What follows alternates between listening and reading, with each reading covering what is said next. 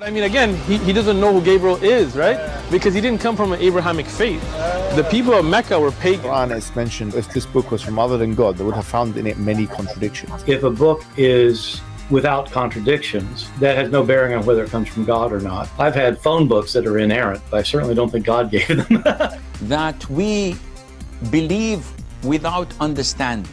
The brother asked a very important question, that most of the scholars say that listening to music, watching movies, and most of the television programs, they're haram.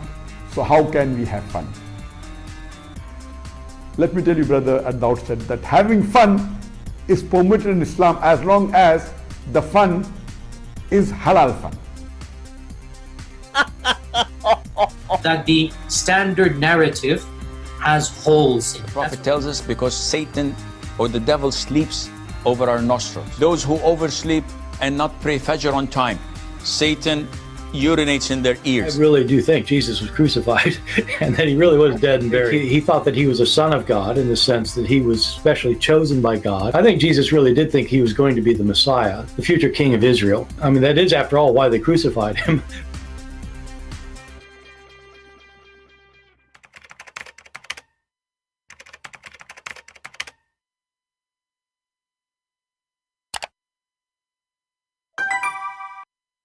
Hello everyone, and peace of Christ all of you. Please invite your friends and let us have some good time together. I know that many people are here because we don't really schedule time and we don't give you enough time to know that we are here. And usually YouTube don't send notification for our channel. But it's okay. No, what is important is we deliver our message and later people download it and share it. As you see the title saying, Join Allah Community, 7 days free trial. Somebody sent me an email saying to me, you should create a community and use your knowledge, to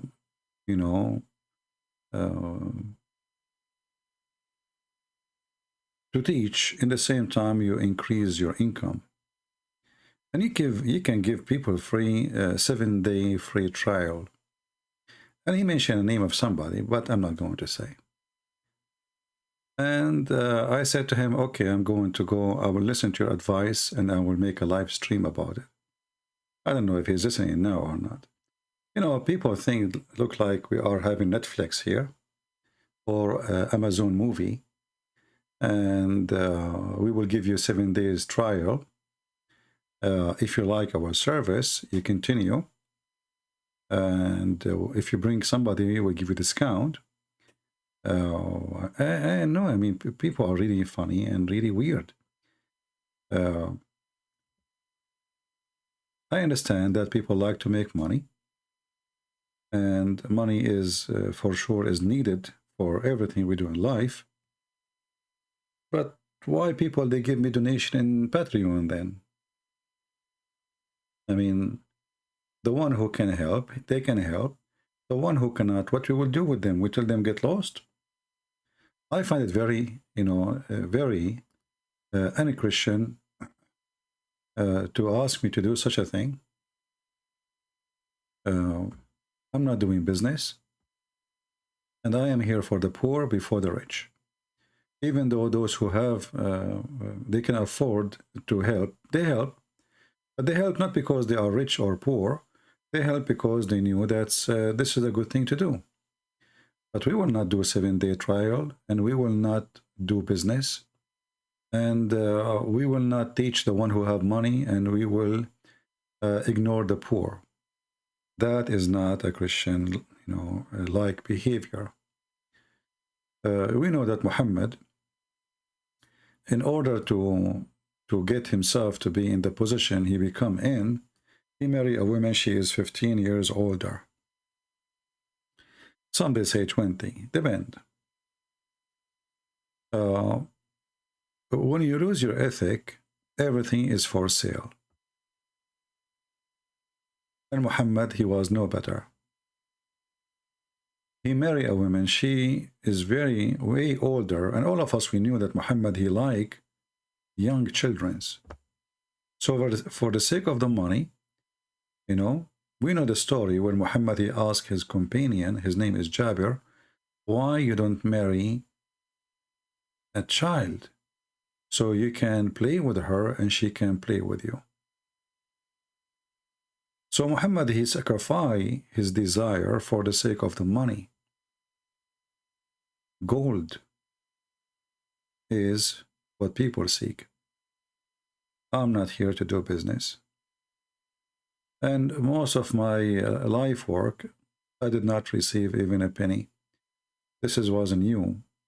In the year 2012, I thought maybe we can make a TV station, and nobody support us, so it was a failure. Very few people, they were interested to support. Otherwise, I never really thought about even collecting donation, even though it's really needed. But this is not why we are here. So if there's a donation or there's no donation, we will be here. If people help or not help, I will be here. If the one who listen, they are poor or rich, I will be here. It doesn't matter really. And I will never change the way I do things. And this is a promise from me. See, people, they can give excuses to collect money. Yes, life is not for free. But there is the Lord is providing, and as long as the Lord is providing, what we need more, you will take nothing with you extra to the grave. So don't be greedy and don't seek more, otherwise you will lose a lot. This is my answer for the person who asked me to do this 7 days trial community. I'm not doing business, my friend, and always I will do my videos for free and my help for free. I speak to people for free, in private, in public, all for free. And it will never change. You always be careful, because Satan, he will love to deceive you, and he will love to use you. When your mission became about money, you will lose everything, See, all the disciples of Jesus, and they are the best of us, they used to work, Paul, he used to make tents. So they work, and for sure, like Christian, they support them, but they did not make demand that I will not teach in your church unless you pay me first, unless you give me money. People who do this, they are not serving the Lord. They are just doing business. If people want to help, okay, from their good, they can help. But if not, if you are a believer, the Lord will provide you. The Lord will provide you. If you put money first before your mission, it means you are just doing money. You are not working for your mission. Money is coming first. So that will never change, and I hope my message is clear. And I want just to have a little conversation with you guys, nothing really. We don't have much of a topic. As I see, this email was very irritating for me. I don't know what this person think of me. Very bad. That's very bad. Yeah. Anyway. The majority of people are poor. People, they cannot afford this day to buy a sandwich. People, they cannot afford even to, to do anything. I mean, life is becoming so expensive. I'm a person who by myself, I don't have children, I don't have wife, and life is really expensive. I mean, last year, the $100, it make way more, like you can do more shopping, way more shopping than what we have today, thanks to the stupid president of this country. So why we think always about how we can accomplish, how our mission becomes just about money. You go even churches, you will see that a person, he will not do a speech in a church he negotiate first. The same as the Muslims, you know, Muslims, and there's many Christian and Muslim, they do the same. You will see an ustad, or those mimi hijab, and those supposedly they became ustads now, but they are just a junk of Islam. They will not go to somewhere unless you get them a 5-star hotel, and you know, how much you will pay me. They have a debate with David Wood right away after 2 seconds. Brother, sister, you know, donate for us. We are the ones standing for Islam. After not even an hour from the debate, he start crying out, asking for donation, because this is their golden opportunity to get rich. And actually, we know that David Wood, whatever he touch, he make it into gold. And I'm talking about Muslims. He is the one who make them rich, because always he come with a funny debate. So those are Muslims, and we are Christians. We are different. Muhammad is a prophet of money. The God of Muhammad, even he asked for borrowing money, and the return of the money will pay back to you in heaven. Have you ever heard of a God asking for mortgage? Why? Aren't you God? Muhammad is making business, and he used God as all cult leaders. And cult leaders, by the way, not necessarily they are from Muslim, you know. They can be, somebody claim to be Christians. I don't know, this website is not working now. I don't know what's wrong with it. Yeah. If you go to chapter 2, verse number 245, you will see it says, who wanna give Allah a goodly loan? Chapter 57, verse number 11, it says, man, who is the one can give Allah a good loan, and Allah will double it for him. Here it is one double, here it's many doubles. And ask yourself, what kind of God he need a mortgage, and he will pay you back in heaven? You know, I mean, isn't it obvious it's a scam? Or isn't it this God who created gold and silver?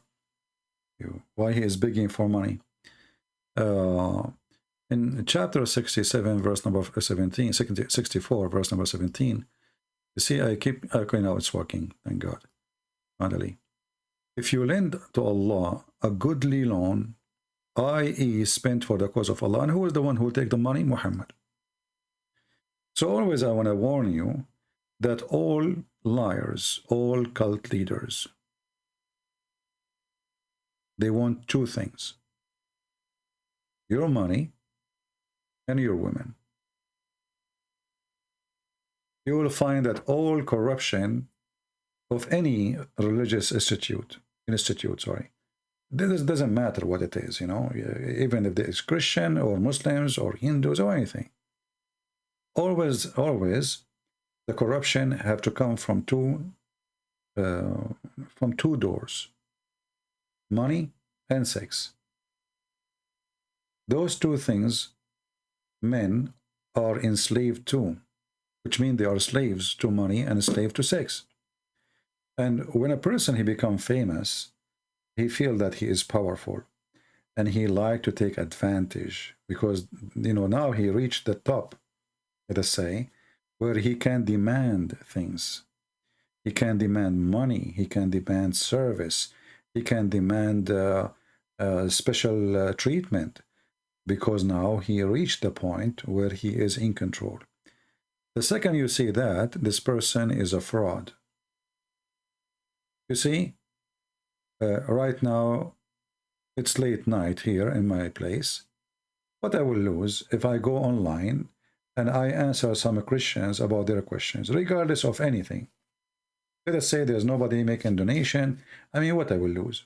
What exactly I sacrifice? Now, for sure, in my case, I stay for many hours. I stay sometime even, you know, I do more than one broadcast. One is 6 hours, the other one 3 hours, the other one 2 hours. You know, total like 13, 14 hours within 24 hours or 48 hours. That is extreme. But let us say I'm a person who make videos for 15 minutes or half hour. Why exactly I demand people to pay me in order to make that video? That is not right. Muhammad, his way is known, that he tempt his followers to pay him not because they are good, and not because he is good, but because what they will get in return. You see, it's an investment. It's in front of you.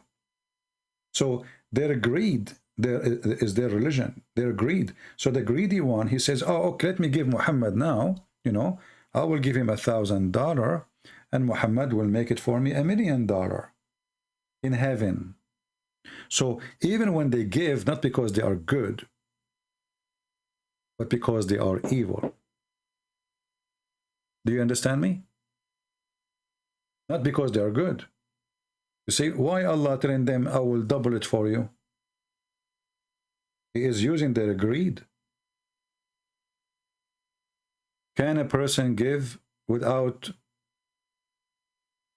expectation of return? A good person, he'll do that. If you give me money and the expectation I will double it for you, doesn't mean that you are good at all. That means you are bad. Do you understand?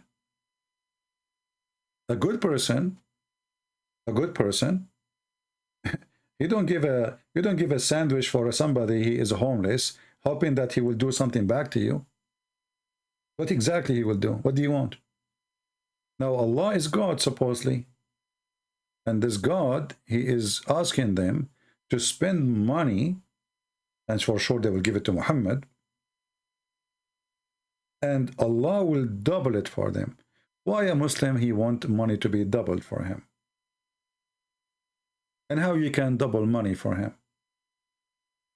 And as long you are good in doubling, why you are asking for it? And as long the person is giving it to you, not because he is interested to help you, but now he is interested to double it.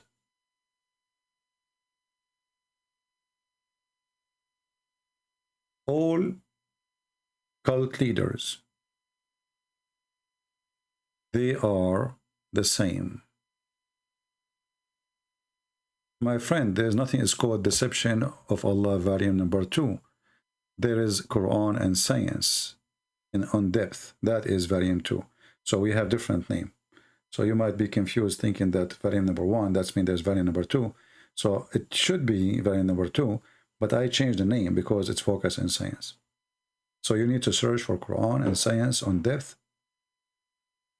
That is deception of Allah, volume number 2.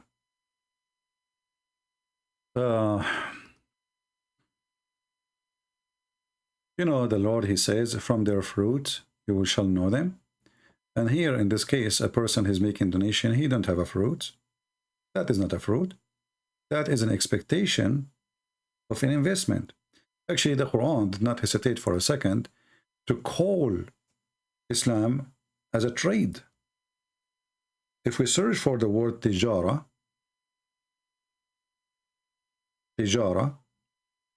you will see the word tijara is all over the Quran.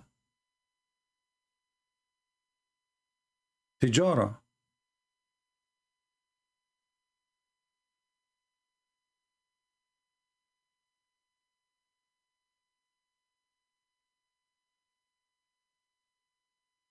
Muhammad, he said to them, can I lead you to a tijara, which is a very great investment?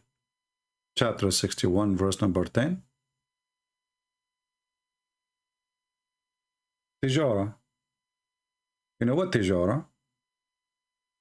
The translation here says commerce. Tijara is you buying some stuff and then you sell it again and then you made some money from reselling the product. That is tijara. Tijara is not someone who made the product. Someone, he bought it and he resold it. And he add extra price to the price he bought it with. This is what tijara is. So how in the world God and guidance become a tijara? Because this is the nature of Islam. Islam is a business. Why Muslims believe in Allah? Because he will give them gold and silver, and he will double their money, and he will give them a lot of sex, boys, wine. So it's not the belief, it is the buffet. It's not because they believe. They believe in the buffet. They don't believe in Allah. Their expectation is the buffet. And that's why if we take the buffet out, how many Muslims will be believing in Islam? How many person will do, like explode himself for the sake of Allah? Nobody. But they are desperate to go, because what this life here, most of them, they will do that. You know, they are desperate, they are poor, they have no money. Like you see Osama bin Laden, his men, they go to die, and he stay in the back. Why you don't do what your money, you know, why your son don't do what they do too? Why you don't send your son to die with them? Why his son don't put himself in a car and explode himself? And those are the rich. Those are doing business, drugs, etc. And they use religion as a cover-up for their business. But the real believers is the one who give his life to get what? To get the buffet. To get the girls. The women with the big boobs. Osama bin Laden is so smart. He knows that this is false. This is why he is not doing it. Otherwise, he will be the first to go. Aren't they seeking to be murdered? Go for it. He will not do that. He hid for many, many years when he had the opportunity every day to be murdered for the sake of Allah. But they will not do it. So the naive ones is the one who do such a thing. It's different from riba. Riba, the word riba is coming from the interest, like interest you take from a bank. But you know, the Muslim always, they have, they play games to go around things. So as an example, in Islamic banks, they, if you put your money in the bank, they say, we don't give you interest. We give you return. So they change just the name, you know. So it's a fraud. This is the nation of frauds. Everything is a fraud. They just change the name. Like prostitution, we don't do prostitution. Haram. So what we do? What we do? We do one night stand. We do zawaj a friend.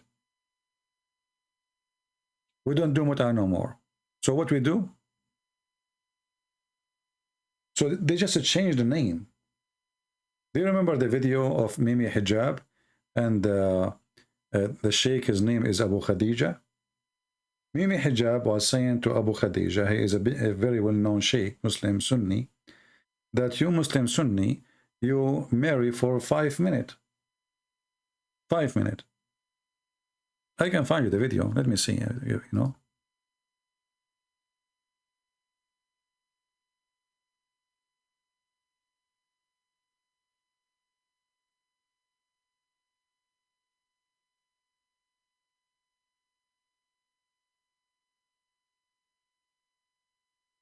Looking for the video.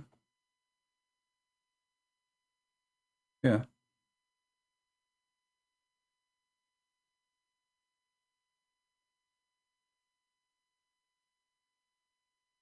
Let us see. This is Muhammad Hijab. He is saying the truth. Muslims, you know, Islam is an opportunity to be a loser, to be a sexual predator, and to, you know, this is God. This is God teaching. You know, God told them you can marry as many as you want. Read it. It's in the front of you. All you're happy to do, you and your friends, yeah, is acquiesce to the fact that you guys are going around, yeah, marrying people for 2 minutes and 3 minutes and 5 minutes and 1 hour, 2 hours, whatever it may be. Did you hear it? They marry Muslim, they marry Muslims, Muslim men, they marry Muslim girls or women for 5 minutes, 3 minutes, 2 hours maybe. This is what they do. All you're happy to do, you and your friends, yeah, is acquiesce to the fact that you guys are going around, yeah, marrying people for 2 minutes and 3 minutes and 5 minutes and 1 hour, 2 hours, whatever it may be. Salafis are always accused marriage and divorce, marriage and divorce. So is there any sunnah for this? Is there any evidence for this? كذابين, by the way, ikhwan. Yani that is one of the most one of the most evil statements that is made against the people of Sunnah. Anyone who's familiar with the other communities will know that the affair of divorce among them is far, far more disproportionate than among the people of Sunnah. But it is us who are highlighted, that is it. And that is the manner of those who fight against the people of Sunnah, da'iman wa abadan. They will look for any excuse to highlight the people of Sunnah as evildoers. Apparently, our brothers at SP, there is someone among them has married 60 times apparently. You know, here you see the hypocrisy of two Muslim sides making fun of each other. Well, isn't it Muhammad, he married an unlimited number of women? So why you deny? Isn't it your right to marry as many as you wish? What happened now? I mean, isn't it this is your religion? You can divorce as much you want. You can remarry. You can divorce. You can even divorce the same woman 3 times, 4 times. And then you can, 3 times. And then after, if she to go back to you, she have to go and sleep with someone else. That is the truth. And this is in the Quran. And you ask a Muslim why this rule exists, that if a man he divorces his wife 3 times, she have to sleep with somebody else before she come back to him. He will say to you, this is a punishment for him because he make a divorce as a game. Well, the one who make it as a game is Allah. Why Allah allow him to do it? And now the woman, she got divorced. But she, excuse my language, she is going to be effed, not him. What he lost? What exactly lost? Nothing. So, what kind of justice this justice is? The woman, mostly, she want to go back to her kids, not to the husband, because obviously he is not good. But if you divorce her 3 times, she cannot come back to you unless she sleep with the new Abdul. What the heck is that? It is a sexual religion. Very stupid rules. And now he marry her again, and he divorced her 3 times. She have to F another one. It's a joke. You need that verse, it's in the front of you. This is a chapter of the Hindu, chapter 2, Al-Baqarah, the cow, verse number 230. So as you see, Islam focus in sex, money, business. And the free trial is limited. There's no free trial actually, because everything is a promise in heaven. For now, you can try some Muslims, but you have to spend money in order to try them. Islam is religion of try. You can try the women. You can marry her, you know, for a day. You don't like her, you can send her back.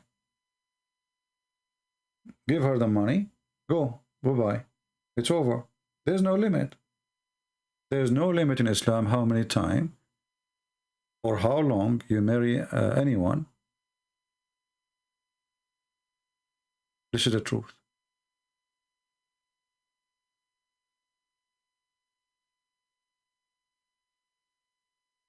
Somebody saying, I'm a Muslim from Palestine, which means from Israel.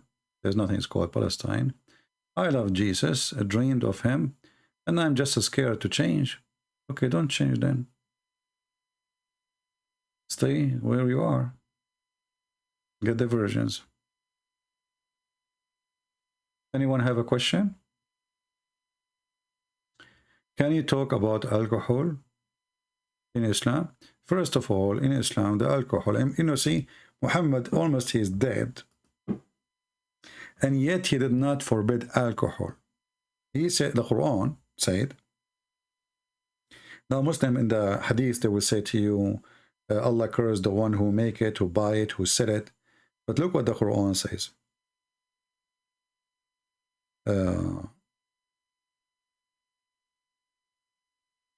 اجتنبوا. اجتنبوا mean avoid it. Does not mean haram.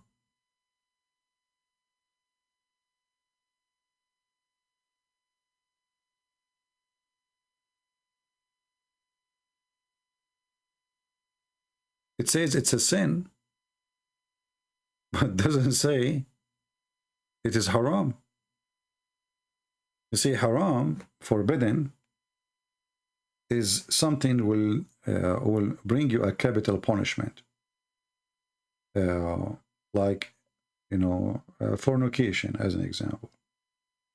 If you kiss a woman, if you touch her private part, in Islam, this is called al-lamam. It's okay. There's no punishment for it. There's no punishment. Actually, if you marry your mother in Islam, even though it says haram in the Quran, there's no punishment in Islam if you sleep with your mother, or even your sister, or even your daughter, or even your aunt, or even your grandmother, and I can show the reference. There's no punishment. Even the one it says haram, which means it's forbidden. What is the excuse? Well, he married her. He married her. How you can marry? How you can marry your mother? So Islam is a very weird religion. What is fornication? Fornication is having sexual relationship, you know, with this is the traditional meaning, with someone is not lawful for you, especially like if you are married, you know, like a cheater, you know. But fornication is having a partner is not your wife or not your husband. As simple as that. But in, you know, like in the biblical meaning, fornication is any sin which is against God teaching.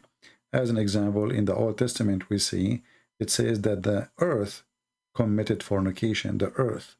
But we know that earth don't have sex.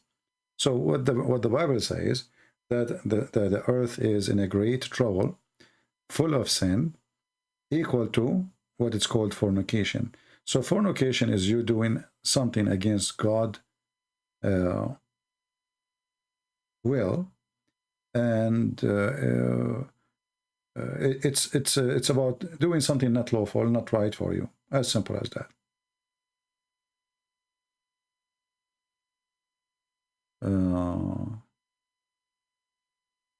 CP is drained away from who? Moonlight reversed. He tried to contact me. Oh, okay. Well, if you want to contact me, I'm not really in the mood today to go in Skype. I guess we lost connection for a second, maybe, or for a few seconds. I don't know if you guys heard me. I was saying, is this guy is a sheikh? Like he is a good meal or very skinny? Let us open Skype and see how good he is. Now we open Skype, we will see that they will not call us. Usually that's what they do. Here we go. My Skype is open. Please text me. The one who is saying he wanna talk to me.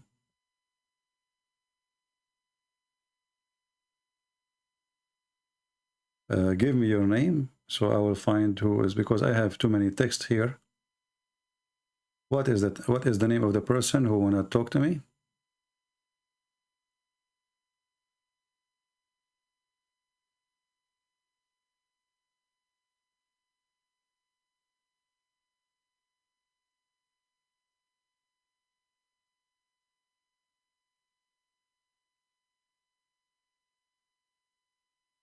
Is guys the video running fine? Am I heard? Okay, my Skype is open. Where is the Abdul who wanna call me and he is desperate to talk to me? And he claimed we are running away from him. Where are you?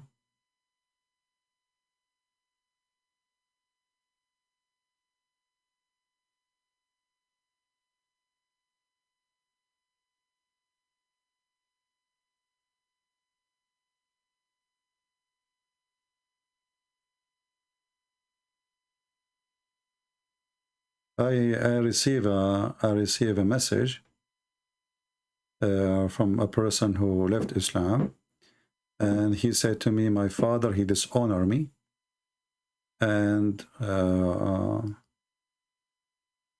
yeah, because he left Islam, you know, he says like he don't want to see him no more. Let me give him a message. No, not worry.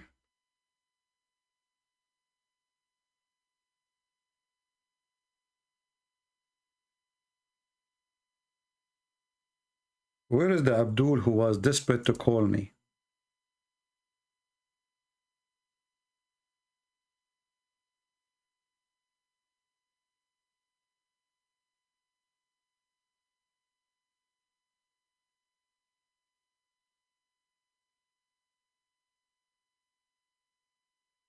What happened? Where is the one who was so excited? Christian Prince is running away. My Skype is open.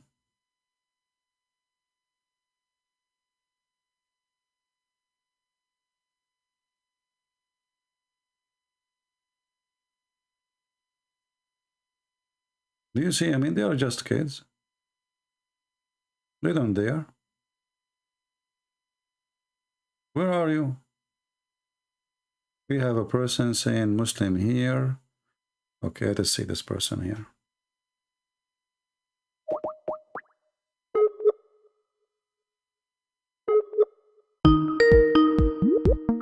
Let us lower the speaker temporarily.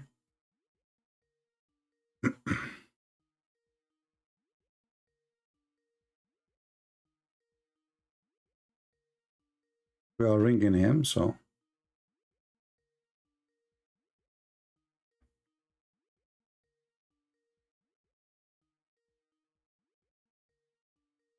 This guy is not answering.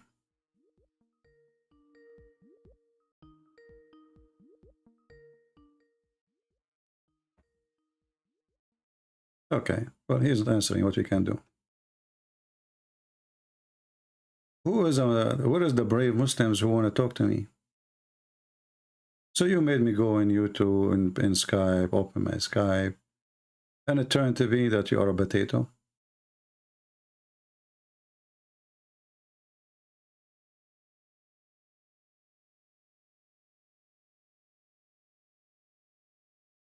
Huh?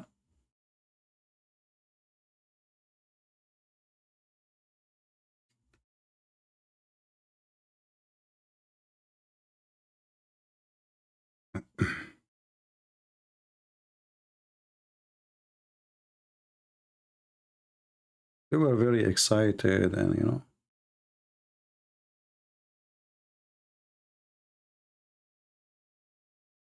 know. Somebody sending me a message saying they cannot find my book in Amazon, Qur'an and Science in Depth.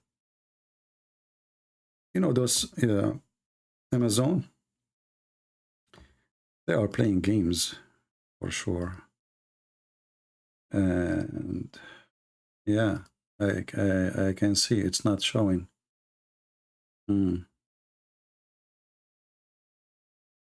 Yeah. Very filthy company. Maybe we should publish it in Google, you know. So where is the Muhammadan? The one his name is Elias. What happened to you, Elias? Where is your potato?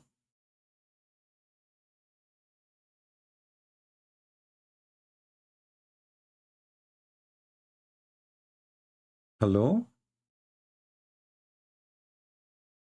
You see, when they want to debate David Wood, they will see a long line of them. They want to debate him. Here, there are potatoes.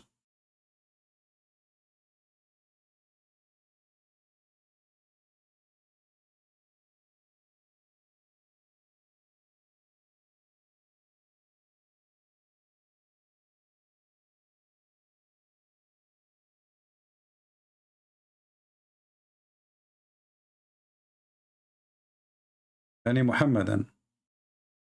Mayday, Mayday.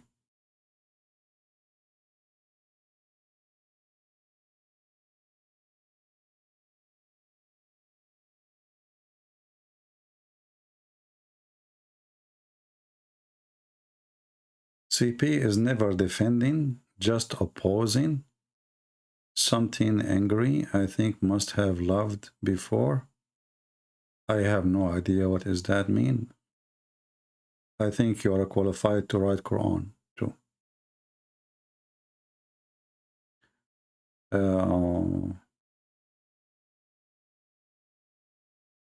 So that's it. Are we out of them?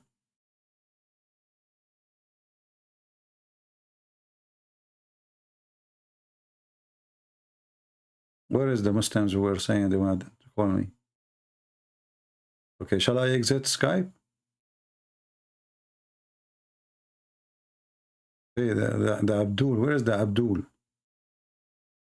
Where is the one is so exciting, we want to call you? What happened? I mean, what you will lose if you call me anyway? Do you know that Allah will give you a reward just for calling me because you want to defend Islam? And you know what does that mean? That will increase your balance in the heaven. You will get extra women, their butt will be bigger. You can name it, I mean extra, a lot of extra. Your private part will be special, you know. Maybe Allah will provide you and sunglasses for your eye, you know, for your private part. Because remember that women in heaven, their private part is so shiny. I don't want you to go blind. The first shiny private part in the world, actually, it was the private part of Muhammad's mother. According to the hadith, when she gave birth to him, a light came out from her holy vagina and reached all the way the palaces of Damascus. And all Muslims, they knew the hadith. This is why if I'm a Muslim and I want to go to the bedroom, you know, I have to wear a welding glasses for, you know, in case, you know, never know. It might be so shiny. Right?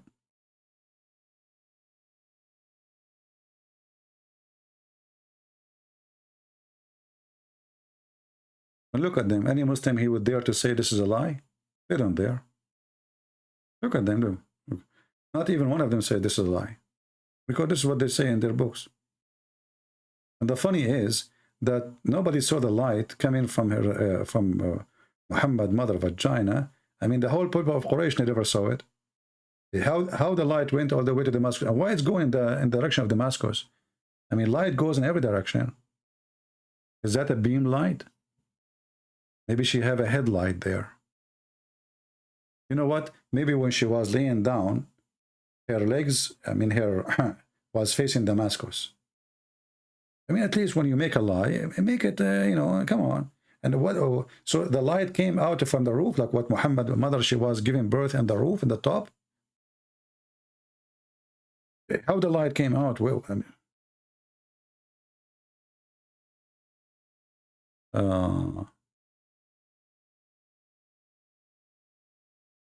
you missed the part where David Wood says if somebody need a free access because he cannot afford, he will give a free access. He is not forcing anyone to join. Yeah, my friend, I'm not talking about David anyway. But as long as you mention this, it should be free access to everybody. Aren't you getting donation in Patreon? So what the donation in Patreon for? And then the same as people, they donate to you, they donate. What, this is a free trial, you know? I wasn't, maybe you came late. I'm not talking about David. I'm talking about somebody asked me to do community free trial, something like that. Maybe he was trying to copy others. But our work here should not be you pay me and then you are welcome. And if you are poor, send me an email and I will give you, we will look at it, you know? That is not right, you know? Obviously, this is a service made for those who can afford it, not the one who cannot afford it. You know, if you are poor, well, all the people are poor.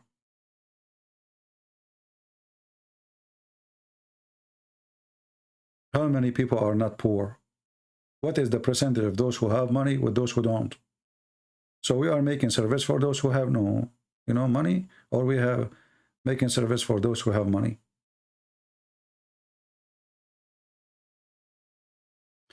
Very important question for me. Should I look for a very important answer before you ask it? Let me open my document, so search for very important question answer. Because there's many people who claim to have knowledge. They have, you know, they have list of things, question answers. They search them from the internet, but they put them there. And when people ask them, why you are not married, what's your business? Why you want me to get married? Did I do anything to you? Do you hate me? Are you trying to seek revenge or something? Abdurrahmi? Abdurrahmahi?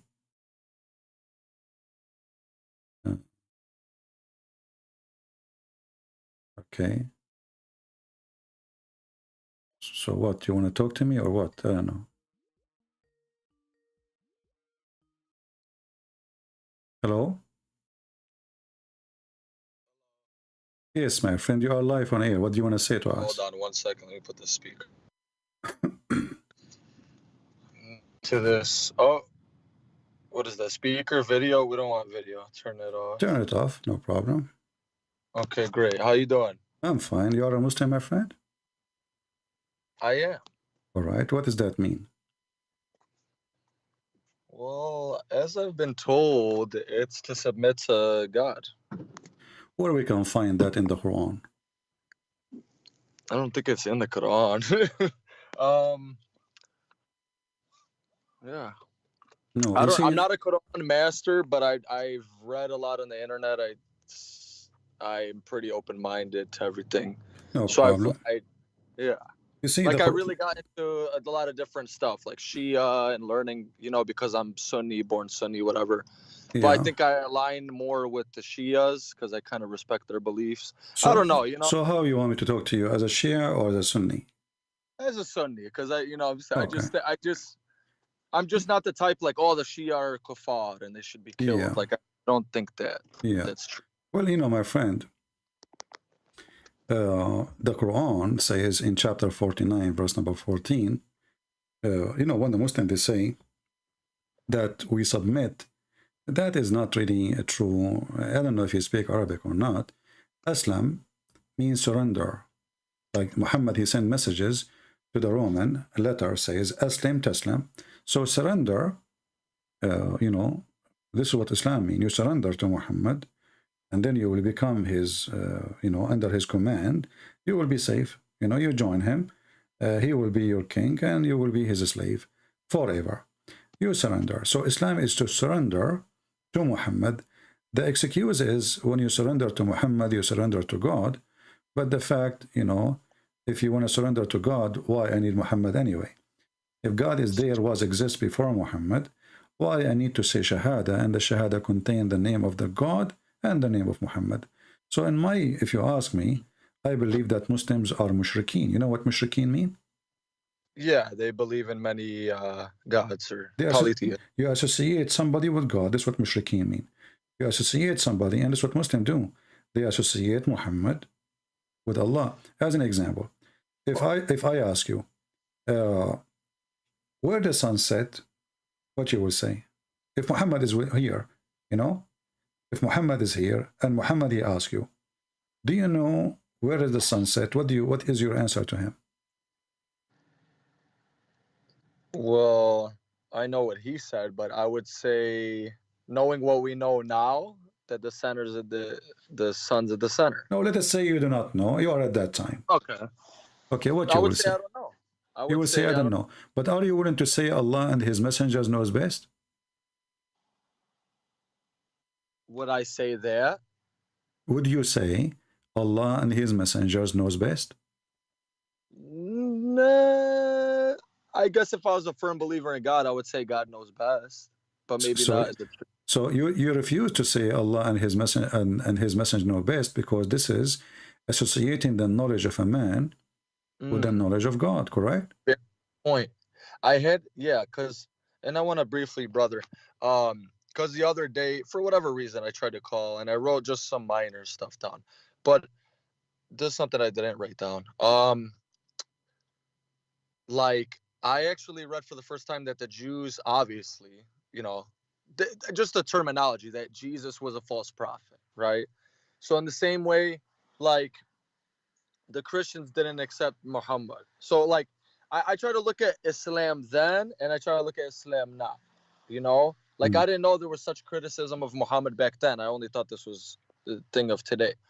But like, why do you think that it like so it's not, I see the criticisms, right? I see that Jesus has a pretty flawless record, right? And then what about all the things that are of, you know, just stuff that we can't make sense out of? Like I wouldn't say Abraham sacrificing his son, but you know, things like that. Like, okay, here's one point. Solomon, and he had thousands of wives. Why is that different from Muhammad? Why he can't have 16, but Solomon had 1,000 wives and 700 slave women, or however many? Yeah, well, if you go and see in the Bible, you will see that God, he condemned the behavior of David and anyone who did such a thing. So there is a huge difference between you do it and you do sin, and then God says to you, God to bless you, you are good. And then God, he says, no, this is bad. And even like when he decided to build a temple, God, he says to him, I don't want money from you. Your money is, you know, your hand is covered by blood. Don't build a temple for me. I reject your temple.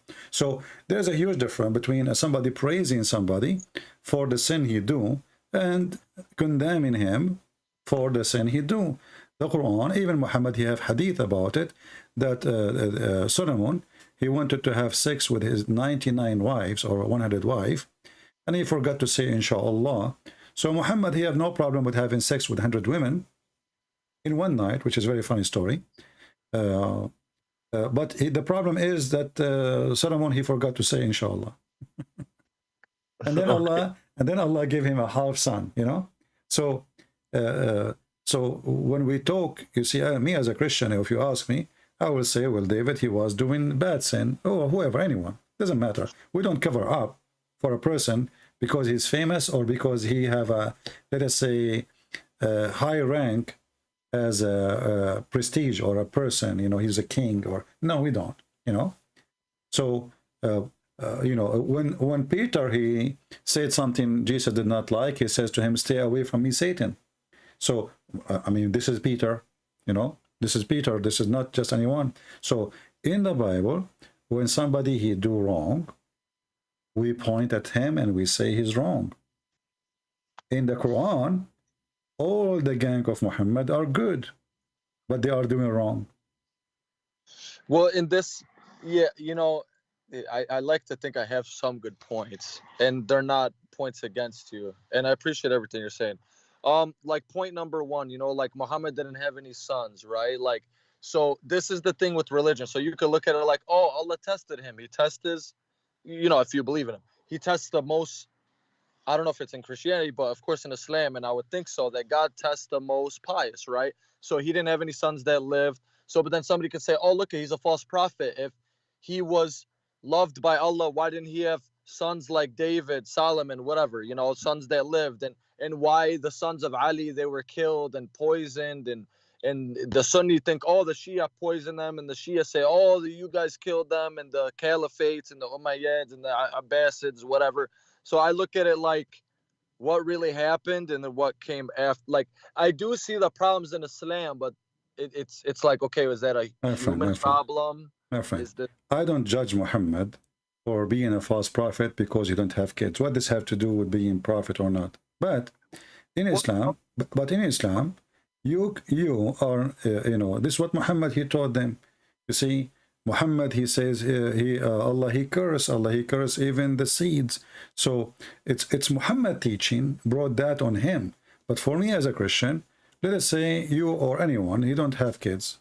What's your problem? I mean, it's not your fault, right? He did not commit a crime. So we don't judge Muhammad because he could not have a son. That is the most funny thing ever.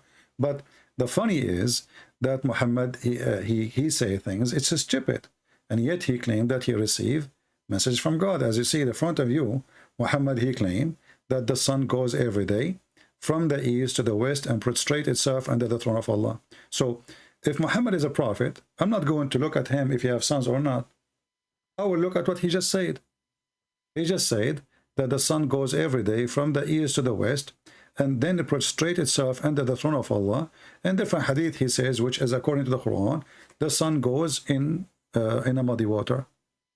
All right? But then, right, but with religion comes all these sayings, you know, like is that literally? Did he mean that literally? It sounds yes, like it's me literally. You know, he's talking about the sunset, the story in front of you in YouTube. Well, He I says, mean, that's literally, that's literal. But I mean, like prostrating in front of Allah. Maybe the sun. No. This is, you see, he's asking, he said, do you know where the sun goes? The sun is going now. It's sunset. And why we need to find like a solution now for literally or not. Even Muhammad, he quote a verse from the Quran. And he says, and this is the explanation of the Quran saying, and the sun runs on its fixed course for a term and degree. So even Muhammad is quoting the Quran to explain what he's saying. The Muslims on the other side, in order to make it look nicer, they say, actually the majority of Muslim Sunni, I never saw a Muslim Sunni actually saying this metaphorical. Are you saying now this metaphorical? Because this is the first time I see a Muslim Sunni saying this metaphorical. No, I'm not even claiming that. I kind of meant, okay. I'm just kind of putting it out there, like maybe the second part where he says it goes in front of Allah, because, you know, anyway. My friend, the Quran teaches that everything boils down to Allah, etc. And obviously it's not metaphorical, because Muhammad even he claimed that animals, they praise Allah, rocks, they praise Allah, even rocks, they speak to him. When Muhammad, he walk in Mecca, there's a stone, say to Muhammad, Assalamu alaikum, Rasulullah. Stone, you know, speak to Muhammad. So it's not metaphorical, obviously, but isn't it this is alone is enough to prove that Muhammad is a fraud? That the sun goes every day from the east to the west? Isn't it this is enough when Muhammad, he says in different hadith that the sun goes and sit in a muddy spring, hot spring of water? Is that metaphorical? No. Okay. No, I don't think so. If Muhammad, well, what about the hadith? If Muhammad is a prophet, then he's saying what prophets say. If he is talking, he is receiving his knowledge from his God.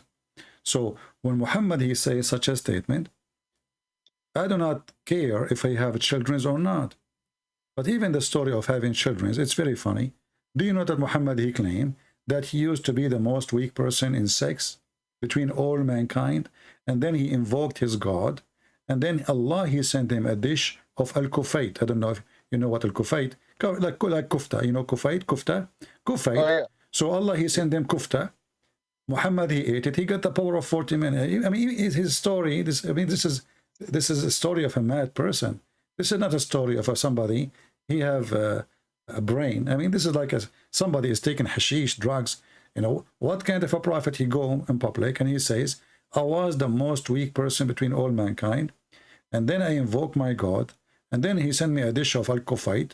I ate it, I get the power of 40. Do you yourself, do you really believe in such a thing? I think the sexual...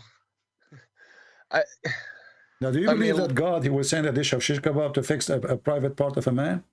I really don't. Okay, so obviously Muhammad is a false prophet. I mean, well, how do we know? I'm sorry. My friend, isn't it? This is enough. I mean, all of this is the Quran is wrong. I have tons of his stories false. Okay, I'm sorry. So like Jesus' miracles, right? Yeah. Compared to Muhammad's miracles. Muhammad had no miracles. Where is the miracles? That's the thing. The splitting of the moon and no. You see, let me take you.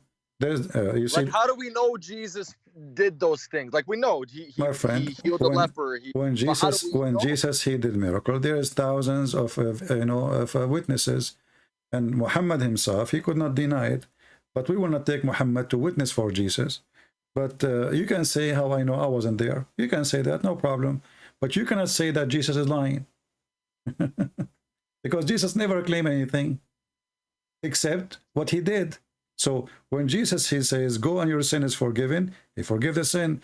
When Jesus he say, go and you will see, the guy he see, the blind he can see, go and walk, the guy he walk. But Muhammad, you said to me, he split the moon, right? Okay. If we go to the verse, we will see something very funny. about this verse, and you will die laughing in a second. Where in the Quran it says that Muhammad or Allah he split the moon? I think it's a hadith, and that kind of leads me to a further question. No, hold on. You see, okay. Why the Quran, he mentioned that Jesus did this, did that, did that, did that, did that. And in the Quran, the only thing happened in the time of Muhammad, the Muslim, they claim it's a miracle, that the moon is split. Nowhere in the verse it says Allah, he did it, or Muhammad, he did it. And the verse in front of you. Chapter, the moon, verse number 1. Actually, this verse is proving to us that Muhammad is a fraud. Why? Because in Arabic it says, اقتربت الساعة وانشق القمر. اقتربت mean it's very soon, almost there. الساعة, the hour, which means the judgment day. And the moon split. So the moon splitting was the sign of the day of judgment. It started. And that was 1400 years ago. No, that's something I have a very hard time. You know, like he said, this person will not live.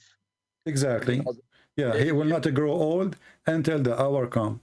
That stuff's very weird for me. And I just, you know, the effects of Islam, like if I could say, like, it's very stressful. Like, okay, when the teacher was killed, you know, he made cartoon. Like I'm okay. I get so passionate, so I don't want my mind going everywhere. I want to be focused for you. Like, I am very passionate about Islam, you're right, in the beginning. Now it's like touching a fire, right? When you learn about other religions, like touching a fire. I don't know, maybe for Christianity, they tell you learn about other religions. In Islam, you already know. The Sunni, don't learn from the Shia. Don't listen to the Christians. They want to change you. Everybody hates you. So you're like, you cannot believe, but then you get a little older and you're like, okay, what's this about? Then you're learning. And so I guess to say, in these times where Muhammad predicted that people would leave their religion and there would be trials, and which we're seeing now, how do you have all these prophecies? Like, my friend, people left Islam because he knew he forced them. He knew he forced them. You see, if I force you, listen. My friend, if I force you to believe in me, to say Shahada, shouldn't I know that right away after I go and I lose my power over you, you will leave me? It's not a secret. You don't love me, you don't care for me, you don't believe in me. So it's obvious. It's like forcing a woman to stay with her husband, which she hates to death. The second he die, she will find a new husband. It's not a prophecy. So Muhammad, he did not prophesy anything. And what you are saying, because Muhammad, he knew he is a fraud, and then people will go and they will disappear as soon he go. And this is why as soon he died, Abu Bakr, he launched a war. The Ridder Wars, yeah. Exactly. to force people to come back. That's why I mentioned, brother. I'm sorry, what were you gonna say? You know, if Muhammad was a prophet, why the people, they left Islam if they believe in him? They don't. He forced them. This is why right away when he died, they left. So Muhammad, he knew he is doing evil, forcing people to believe in him, and he knew that the only way is the power. People, they thought, okay, Muhammad, he died. Now this religion is going to collapse, and that's it. But there is men behind Muhammad. They took over, and they knew now that the business is risk. It's a business. Islam is a business. So, and actually, Abu Bakr, he says, I will wage war even for the sake of a son of a goat, which means a baby of a goat. People, they have to pay. The reason he did the war of Apostate, because they don't want to pay money no more. Paying the money, yeah. It's not about because they believe or not. You know, this is how hypocrite they are. So he said, if they don't even if it is a baby goat, they don't send, I will wage war for it. So it was for money, and people obviously until now we knew that, and until now Islam is protected by the war. If you try to insult Muhammad, if you try to say anything against Muhammad, you will be dead in less than 5 minutes. I read that like 15 years ago. I gotta be honest. Yeah, I read a hadith: if anybody insults me, kill him. And I remember, I remember reading that. I'm 14, 15, because I've always loved the internet. I've always loved reading, right? And I've always been interested in religion and open-minded to a lot of them. I guess, I guess I could bring a pretty good question, or, is Islam a test? Okay, let's assume you firmly believe Islam is false, right? I believe Islam is the devil itself. Okay.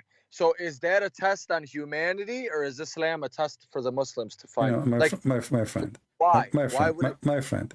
The word test is a lousy word we use, to justify our bad. It's a test. It's a test. It's a test. Like God is testing me. Yeah. Okay. Yeah. But it's not God testing you. Because God, He told you what is right, what's wrong. And then you are like, it's like somebody, he go to the test and he take a pen with him. It's called pen of fornication. And he says, it's a test of fornication. I'm going to test it, I'm going to take the exam of fornication now. This is silly. So when you fornicate, it's you who fornicate. What test? When you kill, it's you who killed. What test? No, you're right. When you steal, right. Same. Everything is the same. People, they give themselves excuse. And the Quran is behind this idea in your head that Allah is testing you. That is to make you feel not guilty, because it is Allah playing games. The God of Islam, He play games. And, as an example, if somebody is deceived, who deceived him? Allah. Is that correct? It happens to be that if they're going against what the Quran deems as righteous, or against Muslims, then No. I'm not talking about that. Who is the one who mislead people? When you say it's a test, the test is coming from who? Allah usually says, I lead people astray. Okay, exactly. And not only that, as an example, chapter 4, verse number 88, it says, and the one who Allah deceive, nobody can guide. So the business of this God is the business of the devil. He is the one who deceive you. And then he claimed that you should be punished for being deceived by him. Well, then, okay. So how weird this idea that I deceive you, I trick you, and then I make you fail in my trick because I'm smarter than you. Who is smarter, me or God? Supposedly Allah is God, right? Yeah. God is smarter, obviously, right? Yeah. So who's going to win with his tricks? God. It's like playing chess with the one who make the game. So how I can play with this God? I cannot win. So here this God, he deceived me, and then he says, how you can lead the one who I misled? I mean, how stupid this logic is. Right, because then my question was, then why do some Christians turn Muslim if God says their hearts are sealed, and then they turn Muslim? Because they deceive themselves. Satan, he deceive you. It's not a test. This is not a test. I mean, it's something I really have, and this is from the Quran. So this leaves me very, like, some things like hadith, and that's for maybe, my question is, is there anything equivalent to Christian hadith? Like, is there anything in Christianity that's like Muslim hadith? Because it seems that's just we don't have, everything Jesus said is in the Bible, and that's it. And the Muslim hadith is a different story, because when the Muslim, they say Islam is the Quran and the hadith, Islam became more lousy, because now anyone he can say this hadith is rejected. The other person, he say I accept it. So Islam became mini Islam, and everybody can play the game of it's good, it's bad, it's sahih, it's weak, it's etc. It's a game. So Islam is not really a religion. Islam is a collection of ideas, and behind this idea is an unknown person. Like if I ask you now, there's a guy, his name is Ultimate Fault. I don't know if you know him. He's from Senegal. He says he don't believe in the hadith. So if I ask him who is Muhammad, how you can give me the answer? Let us say those people, they don't believe in the hadith. This is what the new generation, they are doing. They say we don't accept the hadith in order to what? To cancel the stupidity Muhammad, he said in the hadith. To wash their hands from it. It's embarrassing. So we say we accept only the Quran. And then the Quran, they say we give it meaning as we wish. In just to order to play. Like the sunset in murky water, they say to you, it is from his perspective. Where in the verse it says that? Why you are adding words? So if we ask now any Muslim, he don't believe in the hadith. Who is Muhammad? There's no answer. Who is his wives? There's no answer. Where he live? There's no answer. Because even in the Quran it says that we send you to Mecca and what is around it, but doesn't mean he's from Mecca. If I send you to Jerusalem, doesn't mean you are from Jerusalem. Right? So where we get the information from, this is a stupid book. You see, I saw like many videos of Muslims, they say, the Bible written by John. John who? We know who's John who is written there. Luke who? But they don't ask themselves, Muhammad who? Even Muhammad, he was born 4 years after his father's death. I mean, have you ever heard of somebody, his mother, the husband died, now 4 years after she gave birth to a guy, his name is Qatam, and then they changed the name to Muhammad? So everything about this person is wrong, and all this information is coming from your books, Muslims, not from our books. So when we say, when you say to me, somebody, he is a Christian, he converted to Islam because he's a fool. I mean, the world is full of fool. How many people? But it's your Trinity that my friend, how many people they take drugs every day? A lot. Because they are fool. How many people they they drive and drink because they are a fool? How many people do you smoke? People make mistakes. But yeah. No, that's not a mistake. That's not a mistake. Do you smoke? Do I smoke what? Do you smoke cigarette? I don't. I quit cigarettes. Okay. Well, when you were smoking, you were a fool because you know it's not healthy and you take it. Yeah, you're right. Yeah. So human being, he do stupid, foolish things, depend in his situation. Like somebody is desperate to find some friends, so he say, okay, Muslims, they will give me a good company. Or somebody is in jail, he need the protection from the gang of the Muslims in jail because they are a big community. He convert to Islam, he leave the jail, he is not a Muslim no more. So my friend, we don't care for those people. The book in the front of us, we examine it, and I can confirm to you that this is literally the book of the fools. Who in the world want to believe? Who in the world want to believe that there's God? He created his creation. I'm sorry. He created his creation, and then he says that the sperm of the man is coming from the backbone. How in the world he says such a thing? How in the world that woman, she have a sperm coming from her ribs? How about the atheists that look at us like we're all just fools because we just believe let us not to scatter ourselves all over the place. No, you're right. You're right. Atheist. Like I guess my point was like there's a belief. Some belief is a little crazy. I mean, some of these stories are a little out there. Just religion in general. I mean, but look at Hinduism. It's older than Christianity. So why is it? This is not. You know, we don't want to go everywhere. We are talking about Islam. You're right. If an atheist is calling me, don't worry. I will put him in a jar. I will put him in a jar in 2 seconds. Everybody have an answer ready for him. You know, because we speak to him based on his belief. So that's why I ask you, should I speak to you as a Sunni? Are you a Muslim? I ask you right away. You said yes. And then I said, okay, are you a Muslim? I speak to you as a Muslim or a Sunni? You said Sunni, because I need to know what you believe in. So when we speak to an individual, we speak to him about his belief, and based on his belief, we respond to him. So now, do you agree with me, my friend, that Islam is really stupid? I can't say that because it's my religion. So what if it's your religion? Don't you think it's stupid to believe that the sun set in a hot water? Well, look at the world. That people think the earth is flat now. Okay, so they were stupid, and you are saying to me I will join the stupid one? Well, if somebody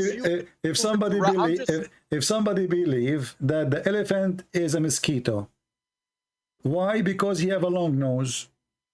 Are you going to say I agree? Come on. So when we show a stupid thing, this is a book of stupidity. We do not need to discuss no more. So do you agree that this book is full of stupidity, or you don't agree? Not any more than the Bible or any other script. I just think religion, you can say whatever you want. I'm not going to prevent you from saying you can attack the Bible, no problem. But do you agree that the Quran? Do you agree that the Quran? So so you agreed already that the Quran is stupid? No, there's some things that you know that. Okay, the Quran's supposed to be for all eternal time, right? Hmm. What does have to do with my question? What does have to do with my question? Well, no, because I guess what I'm saying is like. I want you to focus with me. I want you to focus with me. Is the Quran okay? Let us focus together. You know, just to make it simple. The Quran says that hail comes from mountains in heaven. Do you believe this is stupid or smart? The mountains, where the mountains come from, No, Pags? no.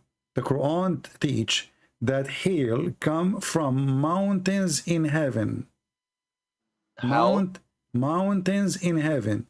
Chapter 24, verse number 43. Do you agree that this is a stupid statement? Or you think this is okay? Do you think that hail come from mountains in heaven? Hellfire? No. No, my friend. Hail. You know hail? Healing? Hail, the ice that come from the sky, not snow. There's snow and there's ice. Yeah, I'm sorry. Hail, I'm yeah. sorry. So according to the Quran, Allah, he sent hail from mountains in heaven.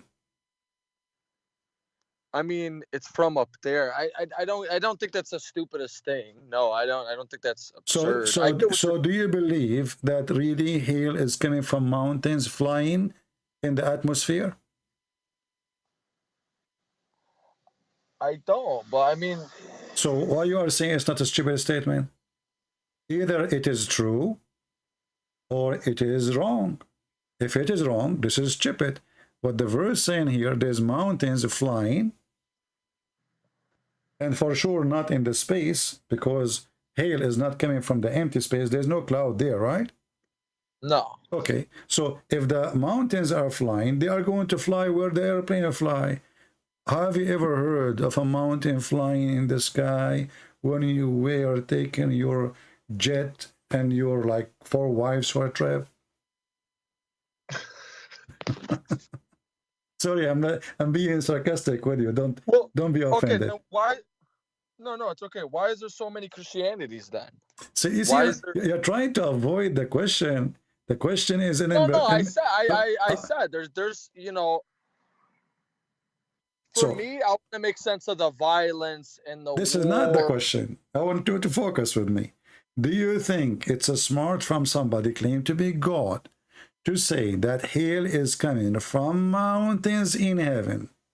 No, not I don't smart. think that's So the you smartest thing. So you agree that Allah is a fraud? Because there's no way God will say such a statement. And you agreed.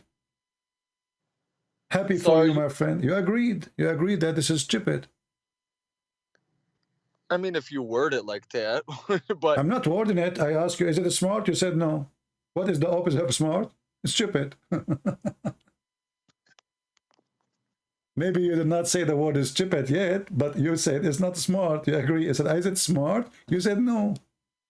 So you agreed that Allah is stupid. Thank you very much. Okay. Okay. Let's look like this, right? Let's just this must be very stressful. Okay, I'm Muhammad. I'm not saying, let's just pretend. Okay, I'm Muhammad. I'm trying to make this new religion.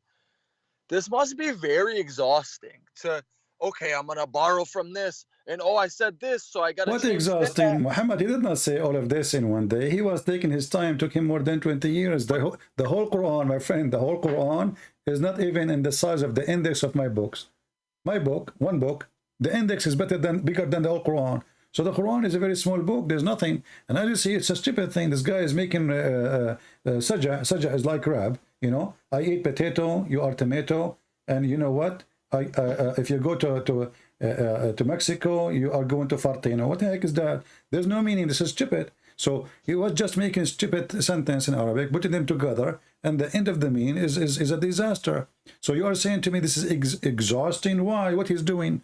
The guy was busy having sex with the children, having sex with his own son, wife, having sex with everybody. He made a verse saying any woman she can give herself to the prophet so he can F her. That's a little strange. Okay, so how about what do you mean it's strange? Somebody is, if it's exhausting, if it is exhausting, this guy, he have a lot of time. Mentally,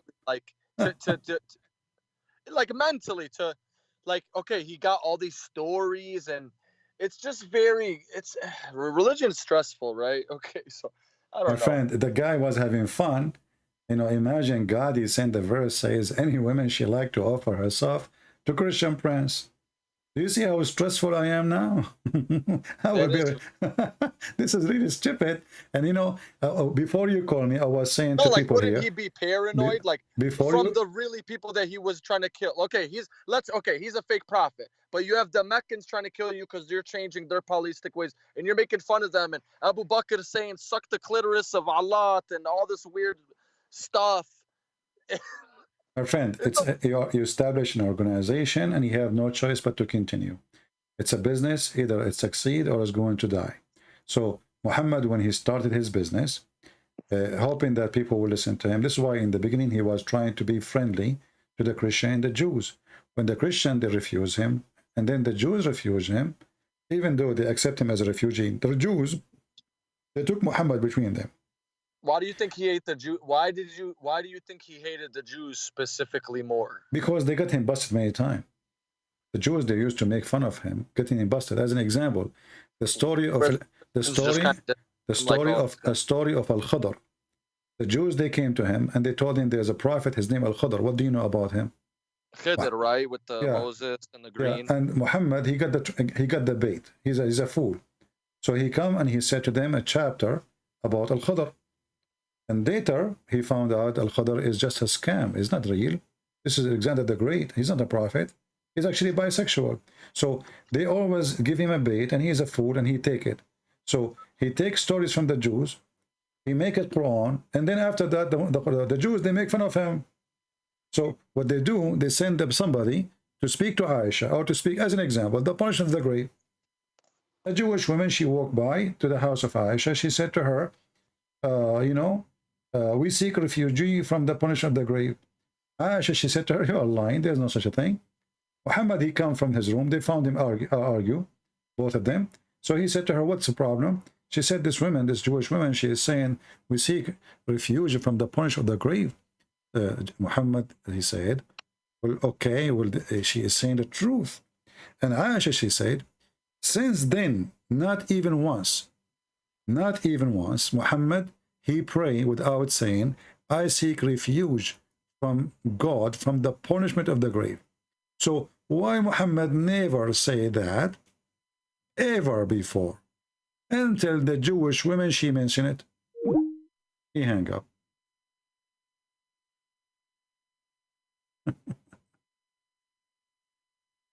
All right.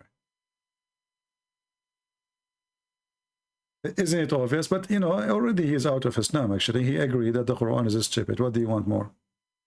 And you know, we have this guy, he keeps saying, Elias, Christian Prince, if we, etc., he will run away, he will cry. Hey, my friend, get me your daddy. Stupid idiot. Any Muslim, he make those comments just to block him. Either you bring me your daddy or go. Put your diaper on.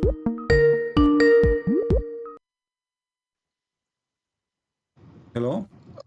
I'm sorry about that. It's all right, no problem. So as you see, Aisha, she heard the Jewish woman mention the punishment of the grave, and then Muhammad, he said to her, this is true. And then since then, Aisha, she said, after that, I never saw Allah, apostle, but seeking refuge with Allah from the punishment of the grave. He just learned from the Jew. He just learned from the Jew. Yeah. So if he is a prophet, you know, if this is really real, then he will not wait for the Jewish women to say it. He will say it from the first day. But suddenly, after the Jewish women, so they give him a trap, you know. They make fun of him. They go there, they send the women. The women, she says something. Muhammad, he take what the Jews say seriously. You know that those people have religion. So whatever the Jews, they say, he put it in his book. And suddenly now, became a big thing in Islam to believe in the punishment of the grave. If we go right now to YouTube, we will find 1 billion video about the punishment of the grave with animation, and there's movies. So you guys don't believe that in Christianity? What are you dead? Are you dead or not? How you are dead and you are going to be punished in the grave? Are you dead or not? Do you mean it's something more that it's kind of a cruel thing that God wouldn't do, or are you saying that it just doesn't make sense? It's a stupid, you know. Are you dead or not? You're dead. Okay, so how we will punish you, and you are just dust? What you punish? What exactly? Well, because you're still be living, you can still feel. No, you are not. They are dead. This is why you are. Well, okay, in Christianity, you believe you're going to another place, right? No, this is in the judgment day, when God, he take us, you know, to his heaven. Not right away you go from the grave and you find the door open for you to the other hole. No, yeah, you have to wait for the resurrection. Yeah, so but this is a different story. Here we are talking about somebody is in the grave. Look how many videos the Muslims they have. I just search in Arabic, Adab al-Qabr. Ooh, the punishment of the grave. And look here, a camera inside the grave. There's a cat. Look at this cat, you know, and look, 2.6 million view. 2.6 million view. And those Abdul, they believe it. A camera in the grave. And there's a cobra, and there's a cat, and not to forget the 99 head, the snake, who have 7 heads. Each head have 9 heads. I mean, look at the movies, man. And then the guy, the angel, he will ask you 3 questions, and if you don't answer the question, they will hit you with hammer made from steel. You know? Did you watch the movie? Is called what is called Thor? The Greek mythology, the guy who have a hammer, he fly with it. Thor, yeah, Thor. So Thor is in the Muhammad story. Here we go. So now you are in the grave, and the angels will come to you, and they will ask you 3 questions. What is your religion? You have to say Islam. If you say Christianity, if you say atheism, if you say Hindu, Allahu Akbar. So, and then the second question, who is your God? You have to say Allah.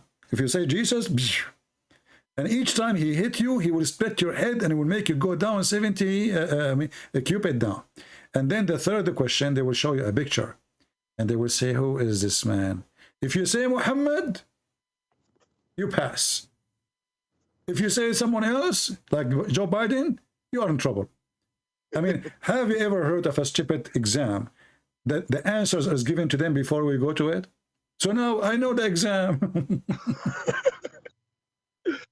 God must be laughing at all of us. Well, I got a couple good points from a couple. Yeah, I understand your points, brother. And I gotta say, I you know, you bring up good points in your video. What do you mean you understand my point? You understand my hammer now, because we are using hammer to make you understand. The angel will hit you in your head. What point? There's no point here. No. I'm saying you bring good points, like, you know, that make people think. But I got a couple questions for you that just little things I've been writing, because I don't want my thoughts to escape me. That's why I'm writing in my little thing here as we're going along. Okay, so you're Arabian Christian, right? Or for something Middle East. Maybe you're a Syrian. I don't know. Anyway. Yeah, okay, I'm black, blonde, African American from Japan. Okay, where is that? What? Okay, there we go. Okay, so my point is, like, you see the lady, she's a Christian woman. Because it sounds like you support Israel, like, okay, whatever that you say, right? I don't support Israel. I support the fact that this is the land of the Jews. I don't. Right. I mean, okay, I can respect that. I don't think anybody. This is their land. Give people their land. If it's your land, I would say it's your land. If it's not, I would say it's not. But they were living like the Arabs, the Arab didn't just come there when Umar or whoever Khalif came. You see, the first time, you see, you go read to the Islamic history books, you will find that the first time people they spoke Arabic at that time, it was in the Caliphate Abdul Malik ibn Marwan. Before that, nobody speak Arabic. This is the language there. It's either Hebrew or Aramaic. So Arab are not there. There's no Arab there. The only Arab where exists is the Arab Christian, which is in the border of Jordan, not in Israel, you know, like all the way to Tabuk. So like Al-Ghassasina, you know, Al-Ghassasina, those are Arabian Christian tribes. They have their king, you know. So those are the Arab, but they are not from Jerusalem, and they have nothing to do with it. So like then what are the I'm sorry, my friend, even the Quran says in chapter 5, verse number 21, that Allah, he gave the Holy Land to the Jews. But then they committed facade, and he doesn't matter. It's their land. It's their land. Even Muhammad, he said that the one who built Jerusalem or Bayt al-Maqdis, it was Sulaiman and David. So when your book says, or now you are not a Muslim because you made fun of the Quran already, when the Quran already admit that this is the book given, this is the land given to the Jews, assigned to them, you know, that's it. This is even the Quran never mentioned the word Palestine, never spoke of That's it. a good point. That's a really good point. Yeah, and even Muhammad, he agreed that the one who built what the Muslim called Al-Aqsa is the one who built it is David and Solomon. So why you want to take it? So when I say I support Israel right, I'm supporting Israel right. When Israel do wrong, I say they are doing wrong. I don't take a side. Right. Well, you know that a Palestinian Christian woman, like why don't the Christians have more? She of is an no outcry? Christian. She is supporting terrorists. This woman, she is no Christian. I know who is she. She is from the Orthodox Church in that territory. She was a journalist supporting terrorists, supporting Hamas. So she is no Christian. There's no Christian will do what she's doing. Yeah, but doesn't Hamas pretty much represent all the Palestinians? No, Hamas represent only terrorism, because no Christian, Hamas, they cut the head of a Christian person just for selling the Bible in his library. They gave him a warning, 24 hours. Take all the Bibles. They're very crazy. I don't think no, they are not crazy. This is who they are. They are Islamic terrorism. So Hamas, anyone who support them, he is no Christian. There's no way, my friend, there's no way Christian, he will support an organization, make living from sending children to die, make living by sending somebody to commit suicide in a bus. Okay, you cannot be Christian. You cannot be Christian and you do that. So for me, she is a filthy woman. She is no Christian. Like, let me tell you, I went to Palestine. I don't care. You see, you are changing the topic now. We are not going to switch. I kind of wanted to give you a background. We don't want to switch. They want to switch to politics. No. I'm kind of supporting, like, okay, even if you're Palestinian American and you go to Palestine, they might make fun of you because, oh, Hada Ameriki, he's born over there. So even your own people that you support, they're like spitting on you. Well, those, you know, in Middle East is a messed up. And Arab, they don't respect anyone. They badmouth. So even if you conspiracies, even if you see your cousin, they will give you a hug. If you are a Middle Eastern, then you know they will give you a hug. After you leave their door, they start talking about you and about your wife. So you know better. Well, that's right. Well, yeah. That's right. So this is what they do, and this is who they are. And then they cry. They claim the Jew. They blame the Jews for anything. If the guy, his wife, she could not give a baby, he will say we blame the Jews. If they don't have electricity, they blame the Jews.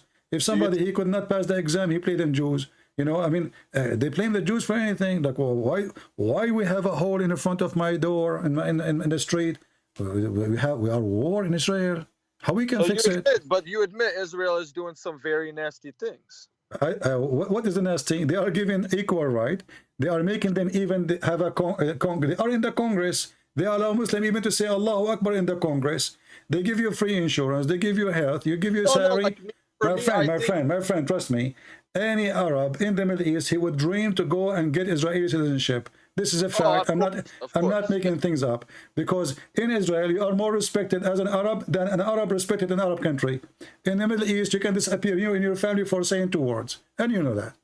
You're right. Okay. So what? Well, that's a Arabi thing. So what nasty thing? What nasty thing? You know, what nasty? I mean, this is the Middle East is the most stupid place ever. They speak too much about God, but they are not godly.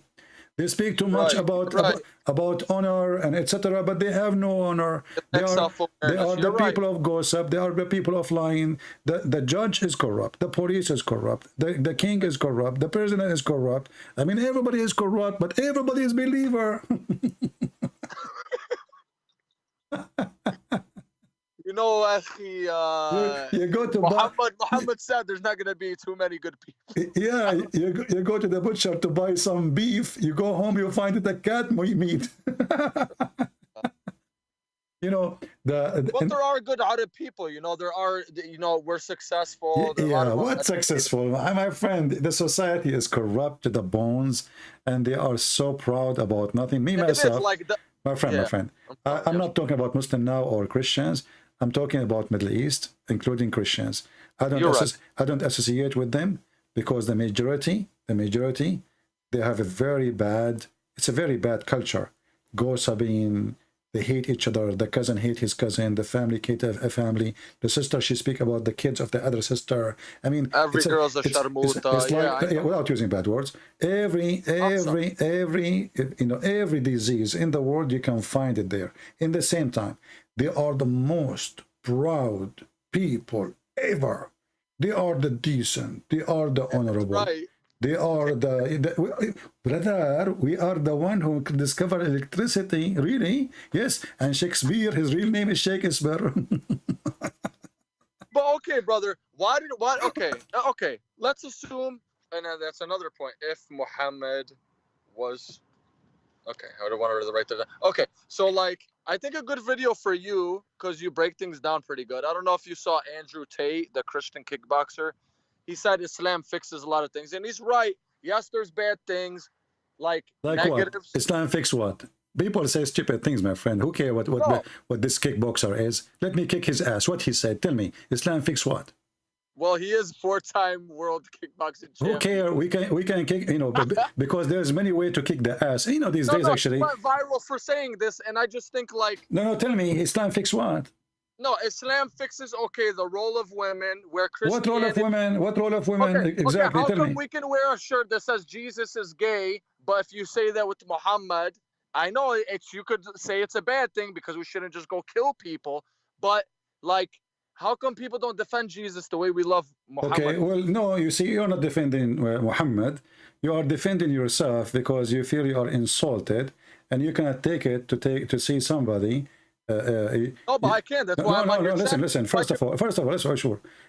If Muhammad is a prophet of God, and he have a God to protect him, why you need to go and kill for him to defend his honor? If Jesus is God, why I need to go and defend Jesus? Nobody should be killed. Like, this is a problem. It says like they kill for apostasy in Islam, but really it's not in the Quran. You are switching topic. I ask you, the guy, he said Islam fixed many things. You did not give me anything. Islam fixed nothing. Islam is the problem. Islam is the problem. Your rule of women for what? Women, she is an object of sex in Islam. No.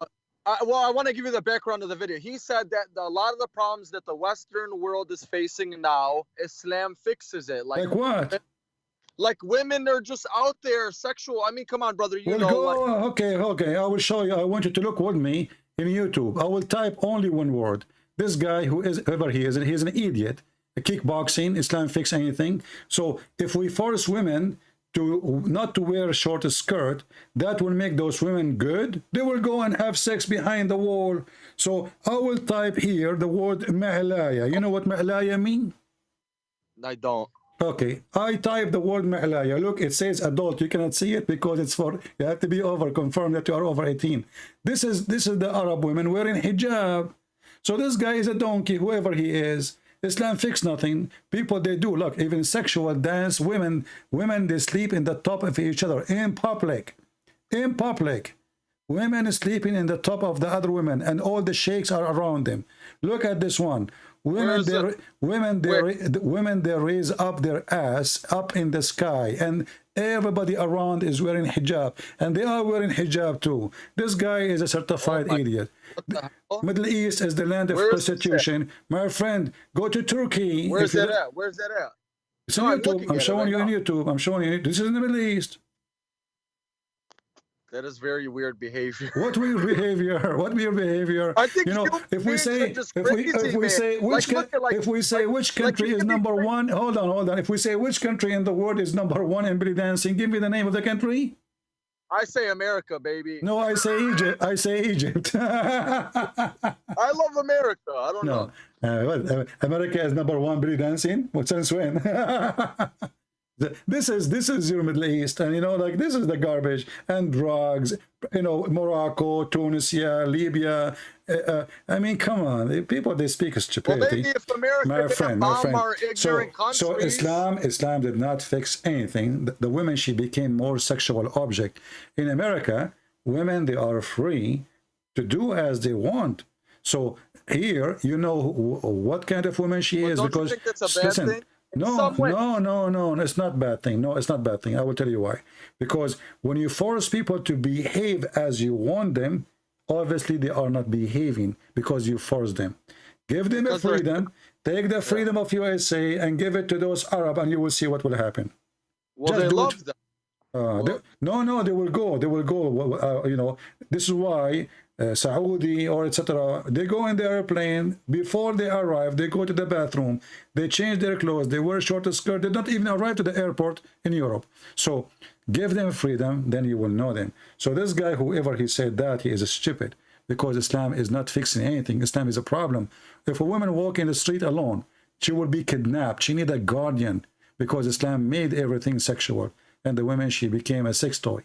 So don't tell me Islam fix. What fix? Can your sister walk safely alone in Egypt or in Hamas territory, and not 1,000 person touch her or speak faithy word to her? Can a woman go in the bus without being molested by 1,000 dogs? So what Islam fix anything? I saw those women. I saw the woman being killed in Jordan and Egypt. It makes me sick. The teacher in France, you know. Yeah, so you like see, Islam, so you witness it yourself. So what this guy he said is a stupid. He don't know what the Middle East is. So he say things. Most of those Western people, they speak about things they don't know. You know, we are from there. Okay, now why? Okay, if Christianity is true, why didn't God just make? Okay, and I'm asking you this because Islam addresses this. Like Islam says, we sent messengers to all people. They took away from the message, etc. Right? If Christianity is true, why aren't we all just Christians? And maybe we all would have been different denominations of Christians, or we all been the same Christians. I don't know. But why? Why would God? Why? You say you are. You know, I assume that you are a smart person. No, listen. I assume that you are a smart person, right? I'm above average. So what this have to do?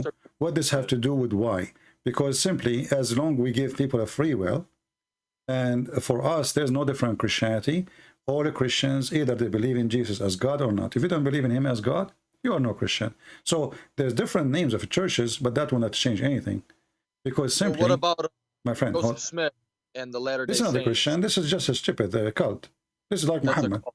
This is Muhammad. He had many wives too, and you know, and angels they came to him in the middle of the night. I don't think cults have 1.3 billion followers. I don't. So what? The bigger, the more stupid it is. So you see, if I will go with your logic, if a cult is 1.3, that will make it right. Well, that mean we are right, and we are the only right then, because we are the biggest faith. You are bigger than Islam. Okay. Yeah, I always think I always. But this is not right. This is not right to think this way. So if the whole world is smoke and I don't smoke, that's mean I am the wrong one. Okay, if you died and Muhammad was true, okay, and that, I guess that, well, yeah, that's a hypothetical thing. What did Jesus say? He was the last prophet. Jesus, why he will say is that he is God, my friend. He did not say he's a prophet. He is God. So Jesus, he said that I will send you the Comforter, which is a spirit, which is the Spirit of God. He will not send us men. He will send us the Holy Spirit only. That's what Jesus will send. And his disciple, he sent them to teach. So God will be with us as a spirit. The disciple of Jesus, they will be with us as teachers, but they will not be anything else. They are the one who witnessed to him, they saw him, they learn from him, and they carry on the mission. Okay, well, think about it. Okay, how are Muslims so steadfast? You know, people being tortured in jail, and they're all, so Satan's, okay, this is from religions from Satan, right? Okay, how are we this strong? How are we I know birth rates and whatever. I'm just trying to look at logic from where Muslims friend, are. I don't know what are you talking about, how strong you are when you just said to me the Quran is stupid. I never said that. You said that to me. You said that to me. Let us go slowly. How strong we are, and I ask you, when Allah, he said, hail coming down from mountains in heaven, is that smart? Their faith. No. Is that smart for Everybody you? In the world you said no. No. I just want to clarify my point. Everybody in the world knows, like, man, Muslims, you know, comedians joke about this. About that what? You can never out Muslim. Eddie Griffin, They all joke about it. But no, my friend, true. Muslims are the most weak, can be defeated so easy for many reasons. Because number one, they betray each other. Number two, they are not united. Number three, they are not true believers. Number four, they are money seekers. All of those are your weakness. And since the time of Muhammad, everybody makes money. Look at the mega churches. No, my friend. Listen, you know how ISIS was defeated. How ISIS were defeated. How Saudi Arabia protected by USA. How all Islamic countries are under the command and the shoes of Joe Biden. This is the truth. Pakistan, the American, they went inside. Listen. So how you say we are strong and we are etc. When you are under, when you live by their protection, what kind of a strength you have? No. Well, I mean our faith. I don't mean our strength. You don't have faith. As you see, I ask a few questions. Your faith flight away. What faith? You don't have faith. Well, I have faith. Well, you don't have faith. You just made fun of the Quran and you laugh at it. You forgot? Well, I'm not on my deen recently, brother. What? did you take hashish before you call me? Well, that's another subject. But my point, brother. Okay. So, my friend, you have no faith, you have no strength, you have no power, and you have no book, and you have no prophet, and you have no God. In the top of that, you have no religion, because all of you Muslims, and actually, if even your prophet, he says, my nation will be 73 sects. The Christian, there will be 71, 72. He says that, yeah. Yeah, so you Muslims are way divided more than others. Secondly, Muhammad, he lied here because this prophecy was true. This is false, because there is no 73 sect. There's millions. What 73 sect? How? Since when?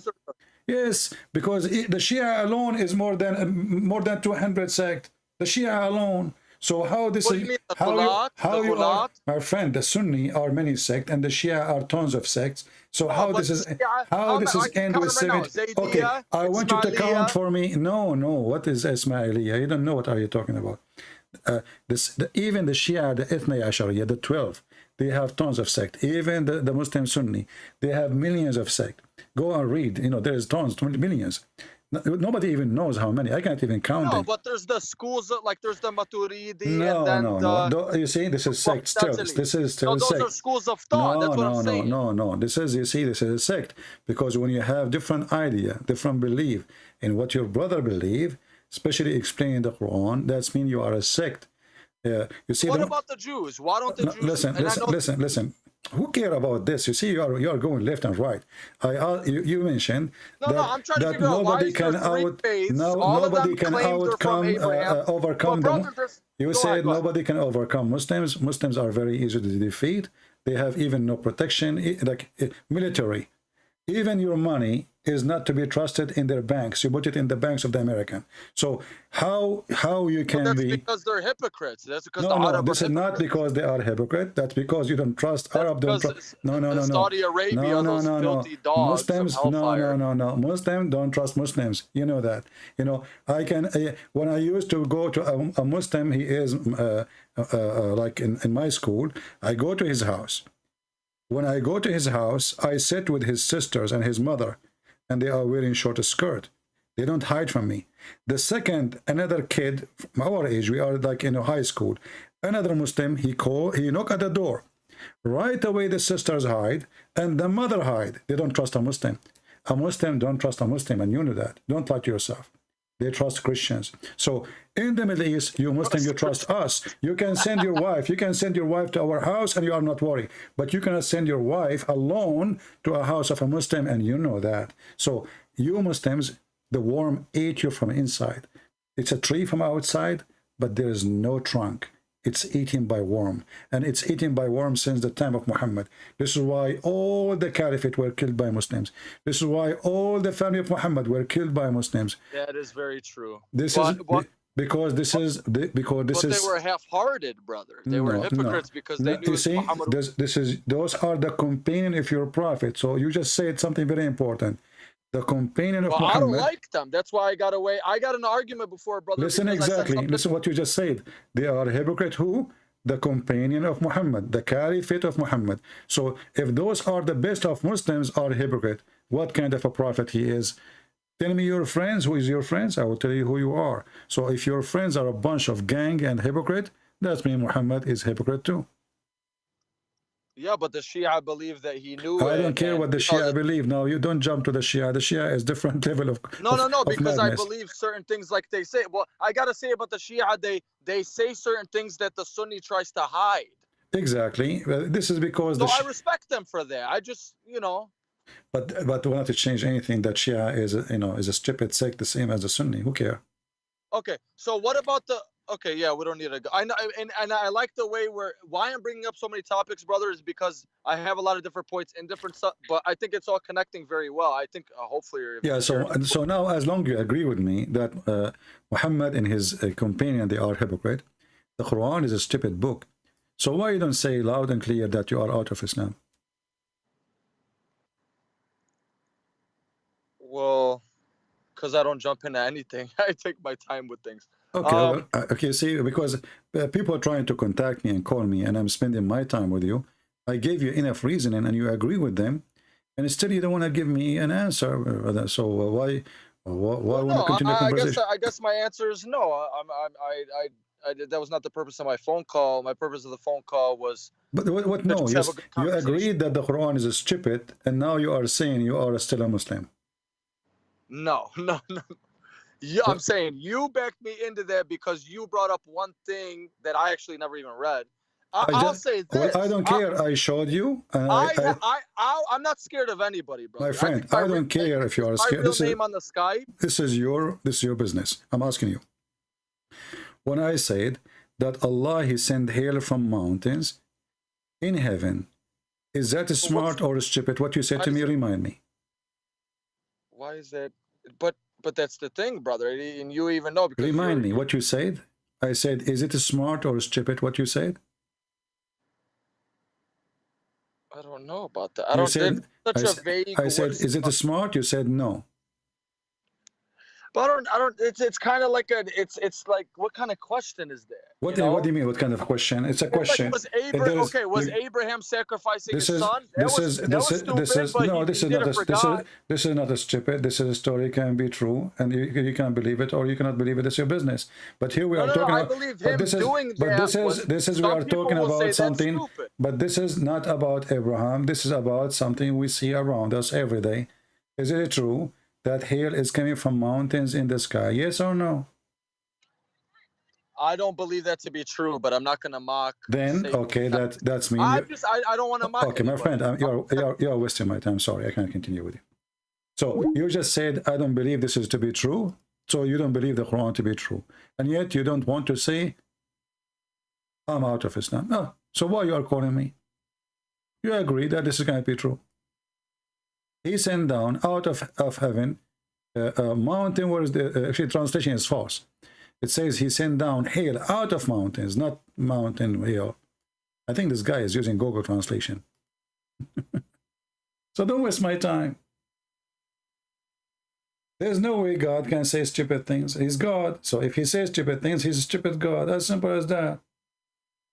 You are all over the place, we are, a kickboxer guy, he said, who cares? They are stupid. That's why he's a kickboxer. If you have a brain, he will not be doing the business of kickboxer. I hear do kickboxing every day. I don't use my foot. People who have no brain. Who is the best kickboxer in the world? A donkey. Did you try his head? If he kick you, you are done. Most likely you would have broken ribs or your stomach would become to pieces.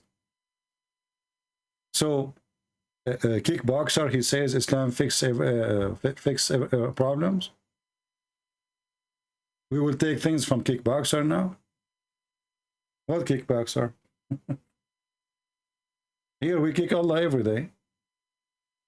We ride him, we mule him, we feed him, we bust him, and then at the end he said thank you. Yeah, I mean, people are really, they were kickboxer. So what if it's a kickboxer? What if I can beat everybody? So does that make me smart? In this world, a child, he have a gun, he can shoot you even if you are, 10 meters tall. The old days is over about, how big you are. A kid No, don't call me, please. Don't call me. Don't force me to block you. You know, and we are in a world where a woman, you know, a child can take a David by a rock. He took a giant. He's just a kid. David the kid. He took a giant by a rock. He's not a kickboxer hero. People, they won wars and victory by using their brain, not by kicking. Muslims, they are still kicking. You will see a Muslim, he think he got a Kalashnikov, he think he controlled the world.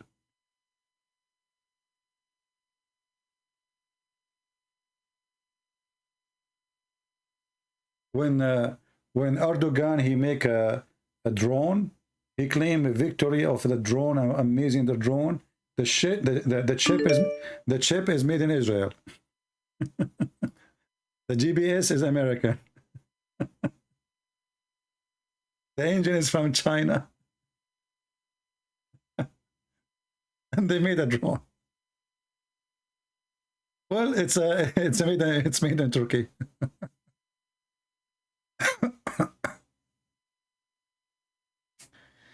Oh.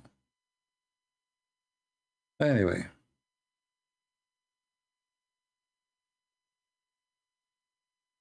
Okay.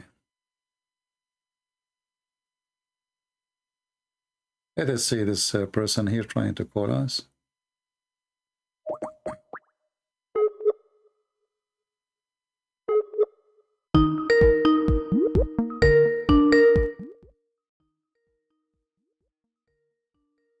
Let us see if he will answer.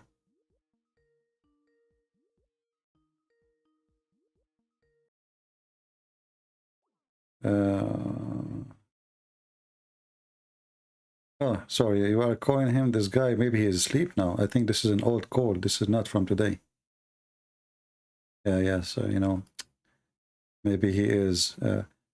oh, he's calling back.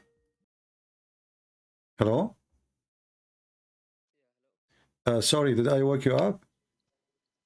No, I was actually awake.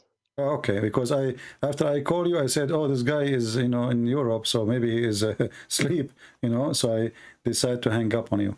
My friend, what do you want to say to us? You are a Muslim? Actually, yes. Can I, there's actually a lot of things I want to talk to you about, actually, but I don't want to take up too much of your time. No problem. Okay. Can we, I'm going to open up YouTube. You're using the Arabian Prophet, right? Is that right? Yeah. Okay. Can I just discuss with you about some of your views about Islam, and maybe we can come to an understanding, let's say? No problem. Okay. Go ahead. Okay. So I want to talk to you about the character Muhammad Sallallahu. You said about the character? Yeah, you know. Yeah, what about it? Go ahead.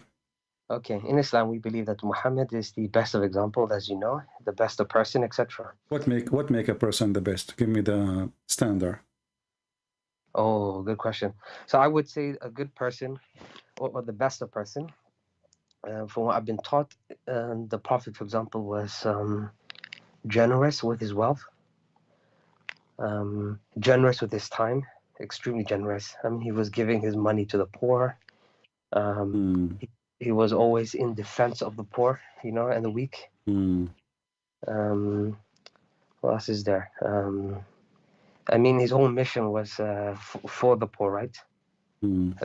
So this is what. Okay, let me ask you: if a man, he want to marry a woman, and then they agree, they are going to make the father of the woman drunk because he refused to marry her to him, and then when he drunk, they change his clothing, and when he woke up, they told him, he said, "Why am I wearing those clothes?"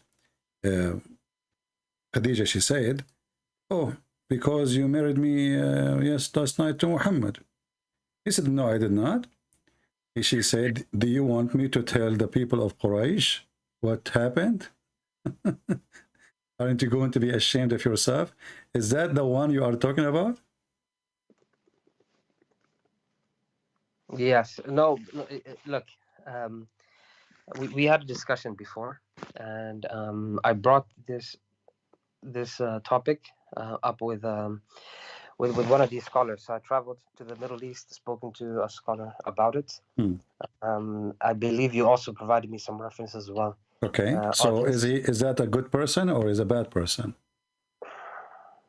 A person, he used alcohol, him and his wife, which is not his wife really, because his marriage was not real. It was a fraud, because the father did not marry her. You know, it was a fraud.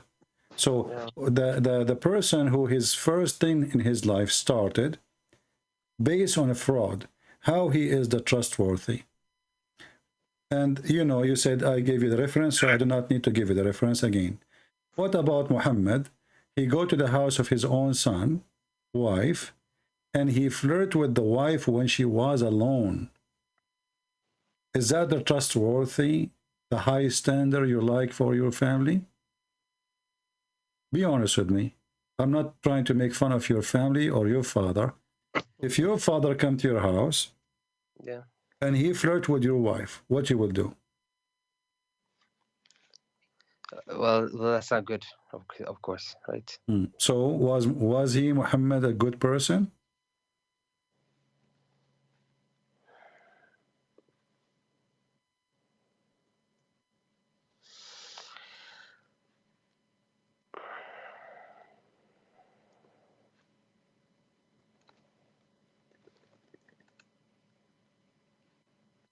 I'm waiting. Yeah. Okay. Did I take you in a surprise, you know, with my question? You see, because you are the one who starts saying, I brought to you a subject and etc. and about Muhammad, how he is, you know, the best, and he is the best example, and etc. And then it turned to be that everything you said is not true, my friend, because those two things is telling me the quality of the man. You said to me that he gave his money to the poor. Muhammad, he took the fifth of every attack to his pocket. What poor? When a blind man, he come to his house, Muhammad made fun of him and he kicked him out. There's a chapter in the Quran about it, because the people start speaking against him, saying, what kind of a prophet? He make fun of a blind man just because he's speaking to the rich people of Quraysh. Where is the quality? Imagine now you are talking to me and a blind man here, and I say to him, shut up, I'm talking to this rich man. Is that the quality of a prophet of God? Okay, and in regards to that story, he did not tell him to shut up. He turned away. No, he did. He did. Are you referring to Abasa? Abasa wa tawalla, exactly. Yeah, he did. Because what Abasa mean? Let's just open up the Quran. Give me 1 second. What Abasa mean?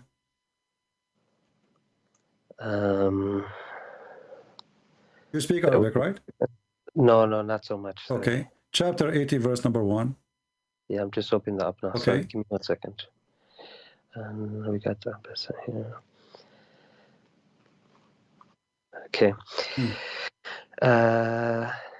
Yeah, he frowned and turned his attention away. Okay, what frown mean? And turn his way? What does that mean? Frowned. So you know how you can have a smile, He gave him a face, right? Yeah, like you're upset. Okay, exactly. So shut up can be by saying the word.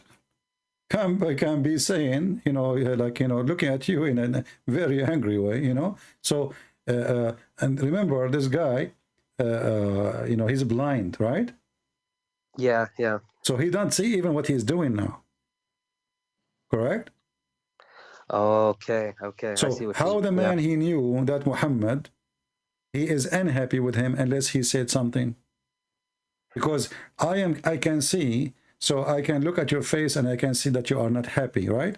But this guy is a blind man.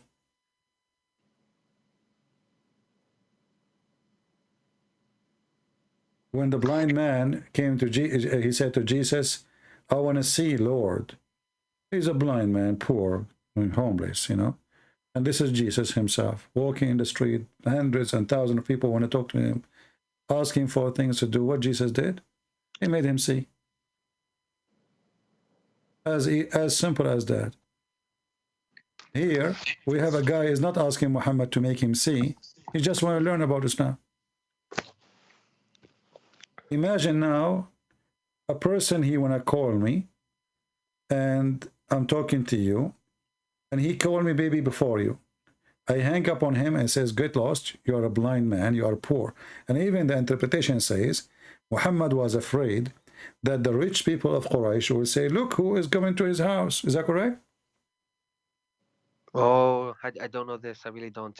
You can open the interpretation and you will see it says that Muhammad, he was worried that the people of Quraysh, who are the rich, the leaders, they will say, look who is the followers of this man. So if we go to chapter 80, and I will show you the interpretation. Ibn Kathir, is that what you're using? This is a website. It has Ibn Kathir in English, in Arabic, sorry. But if you want Ibn Kathir, we can go to Ibn Kathir, no problem. But there is a book, it's called Asbab al-Nuzul, actually. Yeah. Which is better, because this is to give you the reason for the verse to come down. Yeah. We are waiting for the page to open. Here we go. So here it says, here is giving you all the story about what happened supposedly. And then Ibn Maktoum, he stood up and he said, oh, Messenger of Allah, teach me of which Allah has taught you. The guy, he did not do anything wrong, you know? Correct? Okay. And from his narration and authority of Ibn Abbas, that he said, oh, sorry. So this man, he did not speak in an impolite way, right? He's speaking to him as a messenger of God, which means he's a follower. The others are not. Which one is more important? So, and as long he is asking about Allah, this is opportunity for Muhammad to answer him. In the same time, they can listen, right? Yeah. He's not asking about, like, you know, what we will eat, you know. So why he will be upset? And he repeat his request. And remember, this guy is a blind man. And then it says, look here. He said, the prophet, he said to himself, the chief will say, his followers consist of only the blind, lowly people and slaves. Did you see it? Yeah. Okay. Give me 1 second. Let me just read this what we can see here, so we don't miss anything. Okay. Right. So it says this refers to Maktoum. The letter went to the Prophet Muhammad and gave him peace while okay. Right. Why Muhammad is worried about that he have poor people, they are his followers? Why it matter if they are rich or poor? Why does it matter? Yeah. Well, you have to remember it actually does matter, first of all. Why? Right? Okay, so for example, if you went to Saudi Arabia and you went and preached Christianity, you know that right now it's illegal, right? Okay. But let's say that you managed to convert one of the prince to Christianity. You will be in a much better position to keep on going as opposed to converting a blind person in the street. But remember, is it right? No, but this is not right, because simply, first of all, Muhammad is not in a society which forbid him from teaching. As you know, the Arab, they have 360 gods around the Kaaba, correct? Which means they are really very tolerant to other belief. And this is a proof that all what Muslims say is about how intolerant they are, it's a lie. It was Muhammad is intolerant to them, not the opposite. Because the Arab, as you see, they have all those gods around the Kaaba and nobody kill anyone. Nobody kill anybody. Everybody worship his God and everybody's fine.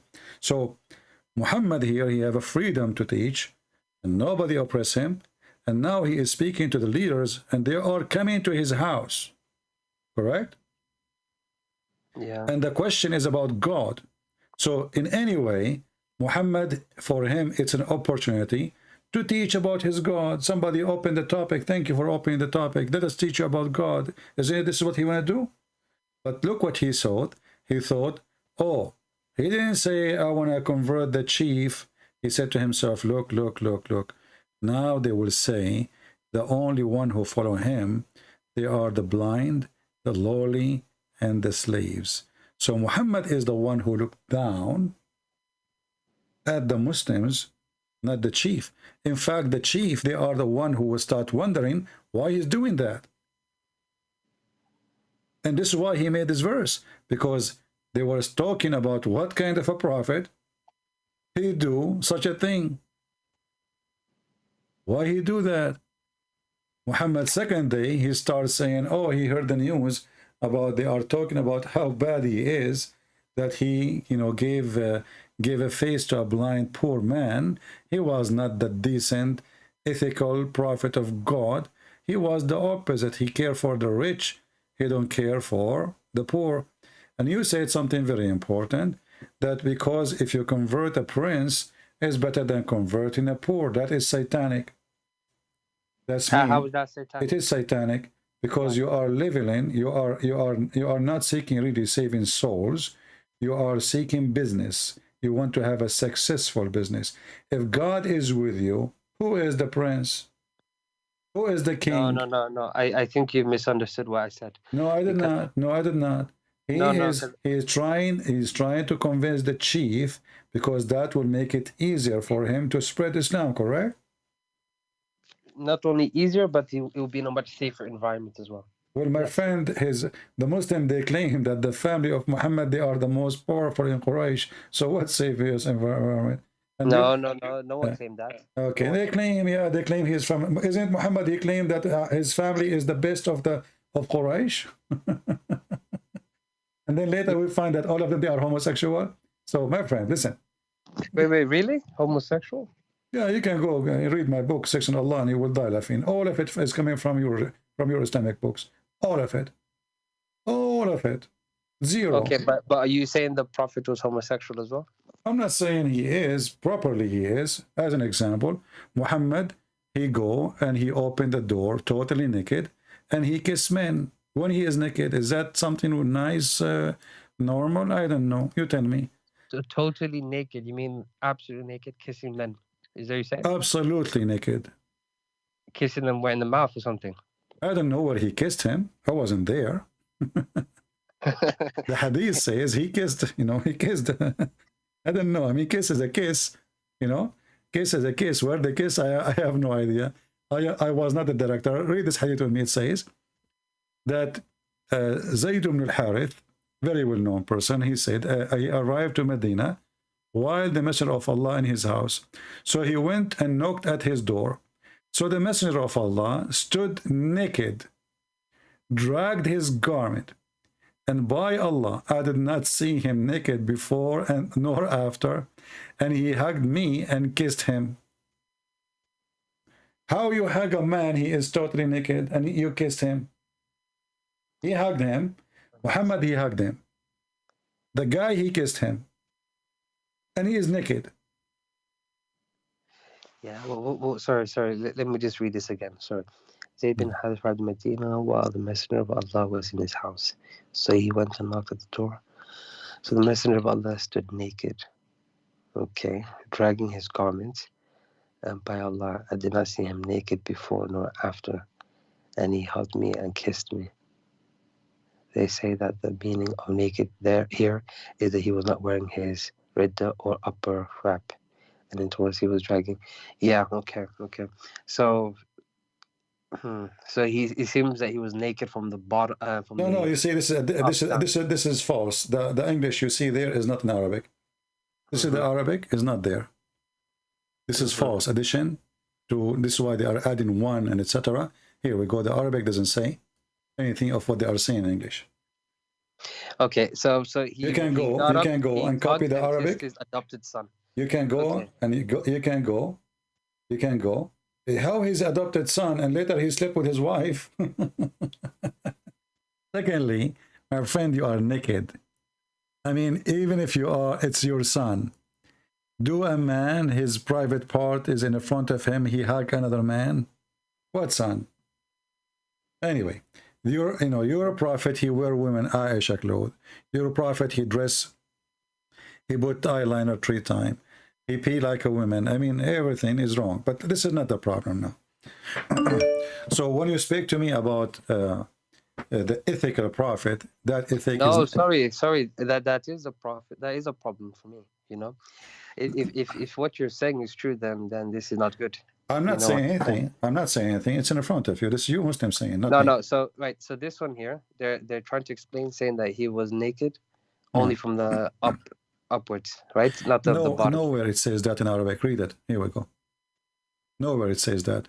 It says فأتاه فقرع الباب فقام إليه رسول الله صلى الله عليه وسلم عريانا يجر ثوبه والله ما رأيته عريانا قبله ولا بعده فاعتنقه وقبله قال أبو عيسى هذا حديث حسن غريب لا نعرفه من حديث الذري etc. Well, there's nowhere all the explanation is there. This is additional to cover up the problem. Yeah, okay. You can take the English, the Arabic words, you can post in Google translation, and you will see that all of this is addition. All the English you see is addition, is not there. Okay. And you said he was wearing Aisha's clothing, right? He wear Aisha clothing, he put eyeliner, you know, I mean, everything about him is wrong. What about the man who came, Muhammad, he came from his back, and Muhammad, he started tickling him. The man, he was topless. The man, he said to Muhammad, this is not fair, joking with him, like laughing. I am topless, I'm naked, topless, and you are not. And then the Prophet, he left up his shirt. So now both of them, they are topless. And the guy now, he hold him, he put his back on him, and, you know, he kissed his stomach? He embraced him, and he began to kiss his side. No, but it wasn't tickling. The Prophet accidentally hit him with a stick, right? No. Read it. You have it open here. Read it. It says here, okay. The man of Ansar said that while he was given to jesting and talking to the people and making them laugh, the Prophet poked him under the rib with a stick. See, it's not a mistake. He poked him. He said, let me take retaliation. He said, take retaliation. He said, you are wearing a shirt, but I am not. The Prophet then raised his shirt, and the man embraced and began to kiss his side. Okay. Then he said, this is what I wanted, messenger. Okay. Right. This is weird. Yeah, I don't know why he's poking people with sticks, and I don't know why people are kissing his stomach. That's strange. Or his side. He embraced him, and the Prophet, he left up his shirt. So now both of them, they are naked in the top. Yeah, and he kissed his side, so he was on his knees. Kashhahu is even down his side, not the side, down, like down from the side, like, you know, where your waist is. This is where the kashhahu, under the belly. Yeah, the hip area, right? Does it sound like a prophet of God, or two lousy people? Maybe, I mean, maybe they are not, you know, doing something, you know, purposely wrong, but yeah. All, as they say, all roads take you to Rome. So all details is taking us in one direction. Okay, I also heard you mention. So what is holding you to be a Muslim, my friend?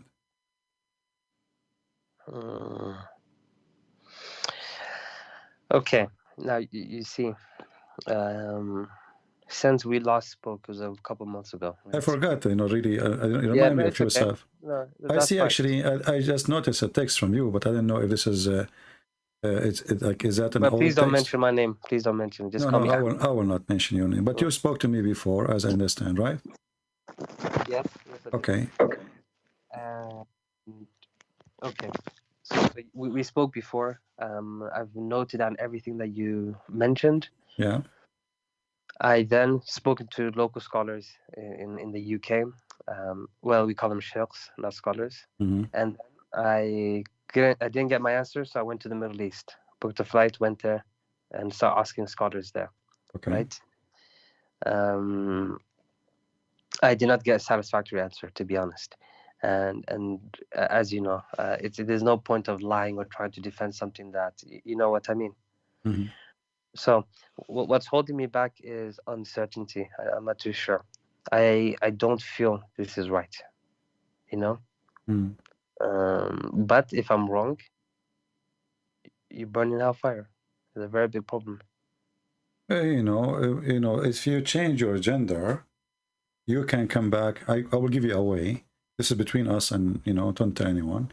If you change your gender, Allah can take you away. If you go to Thailand and you install a new nice boobs and a nice private part of a female, Allah will take you from hellfire, guaranteed. Do you know that? No. Okay. Well, because the punishment for anyone who is actually, I'm sure you know about the hadith about people who change their appearance, right? No. The Muhammad, he said that Allah will take 70 women from the inheritance from hell, who all those women, their front passages are desirable. So all what you need to do, in case you are afraid, go and do whatever you want.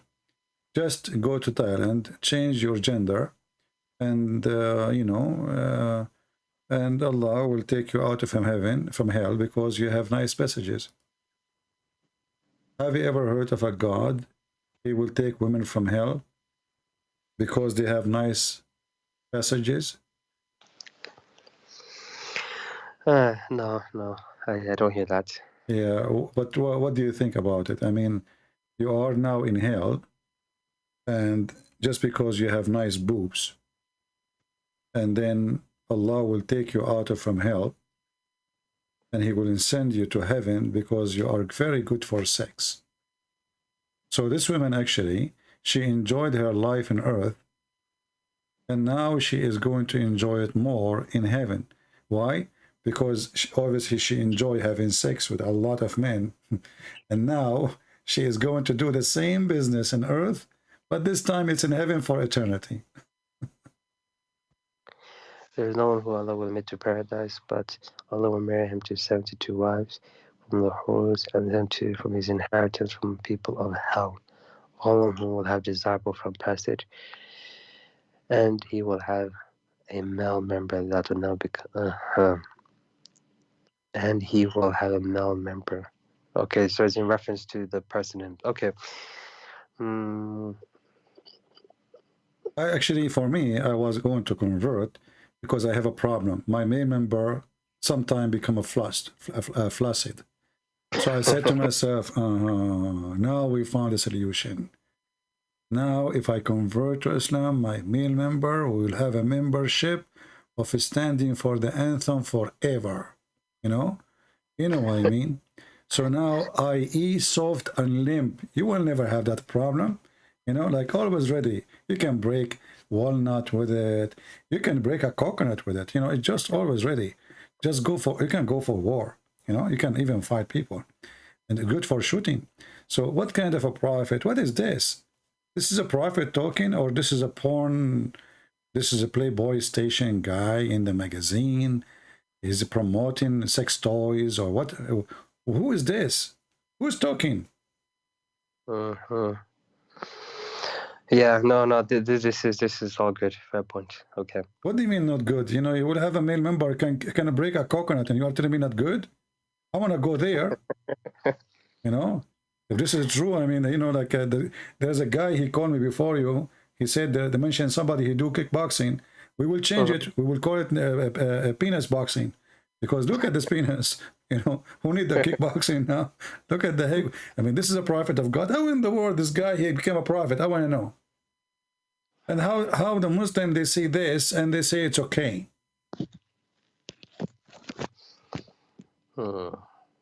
Okay.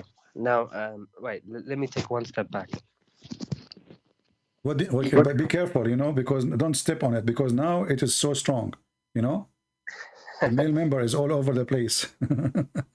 Watch where you step on. Okay, what you want to step where?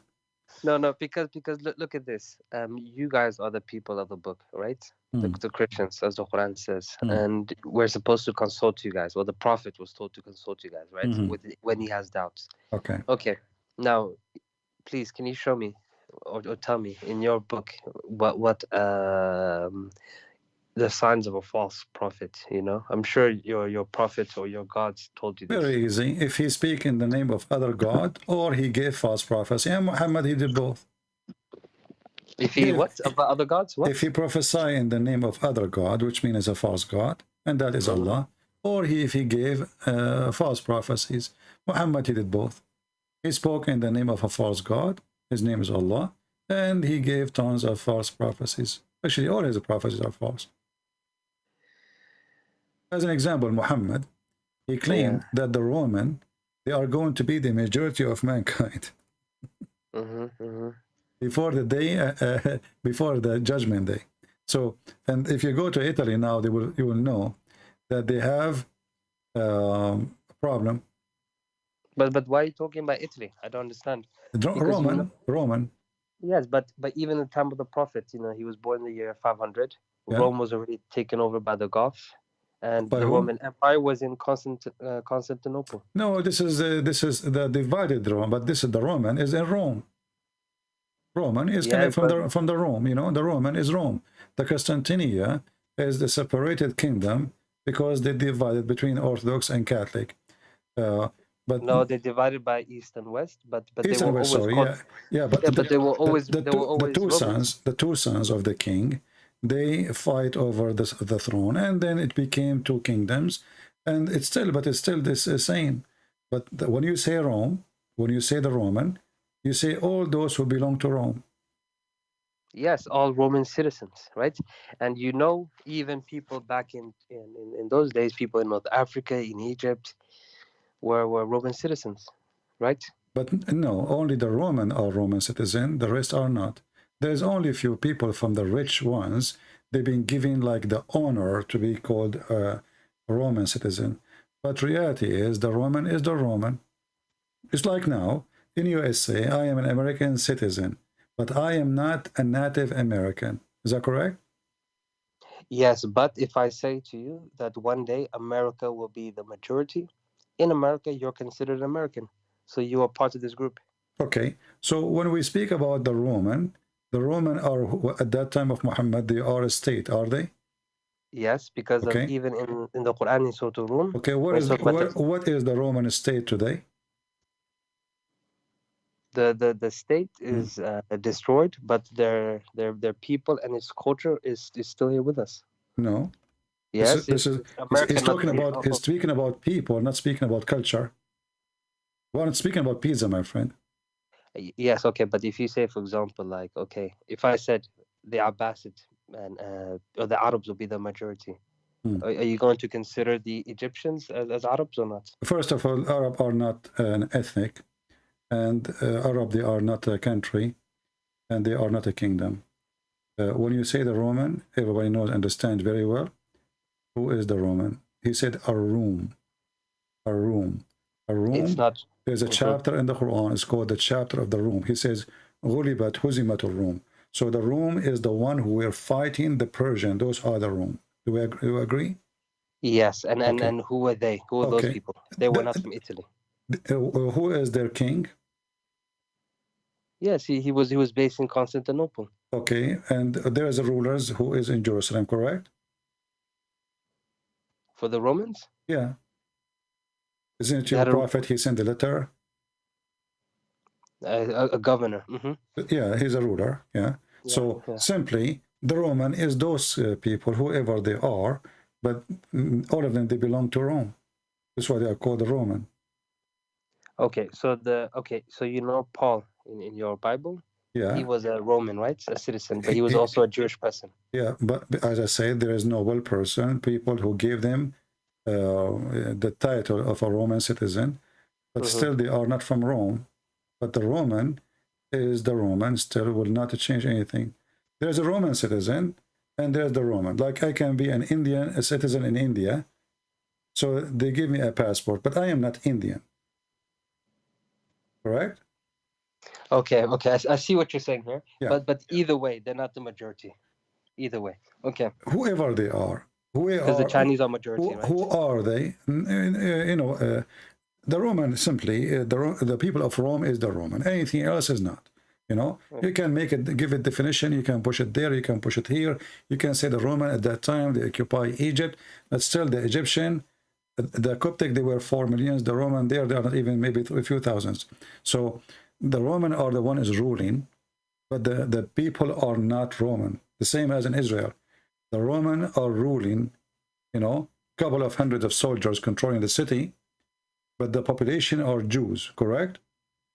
Okay, so we cannot say that the Israel, everybody there was a Roman, but there is some, they are considered as a Roman citizen, and those are from the noble, or those who they are serving in the military as officers. So here we see that Muhammad, he says, the Roman will form the majority among the people.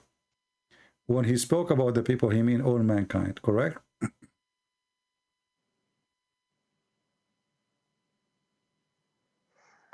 So did he say that? Sorry, what was your question? When he said the Roman, they will form the majority among the people. Who is the people? What he meant by people? No, this is humanity. Humanity. And this is absolutely false. Let us say the Roman is European. All of Europe together is not even 400 million. Just to make it like, to give it the spice. But all of us, we know that even Italy, they have a big problem with population because people are not getting married. There's a huge number of old people, and the younger one is way less than the one who's dying. So if this country continues like this, maybe in 60, 70 years, Italy will disappear as a population.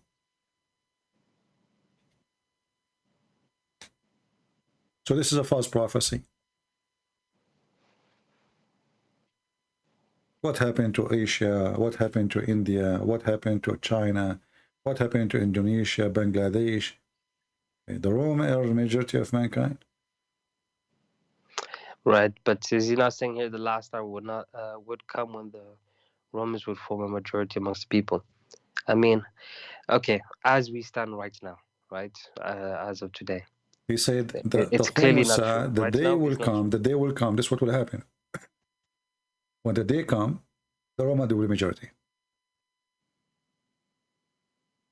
Yeah, but anything can happen. Look, I'm not saying that. I'm not going to tell you that this is correct now, because now the Chinese are the majority, right?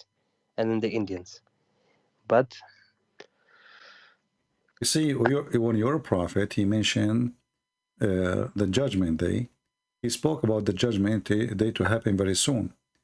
The previous one who called me, he mentioned the hadith where it says, he said to a youth person, this person will not grow to get old before the hour come. The Muslim, they try to fix it. They says, oh, he don't mean the hour, the judgment day. He meant their hour. That's false. What their hour? There's no hour come to anyone. There's 1 hour. The hour of the second you say the Sa'a, everyone understand that it is the judgment day.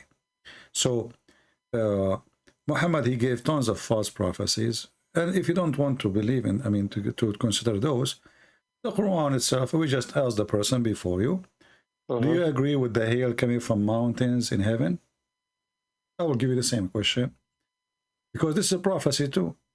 If I'm a prophet claiming that I know, and my God, he taught me, and then I say that hail is coming from mountains in heaven, that is a claim of a prophet, not a claim of a person speaking about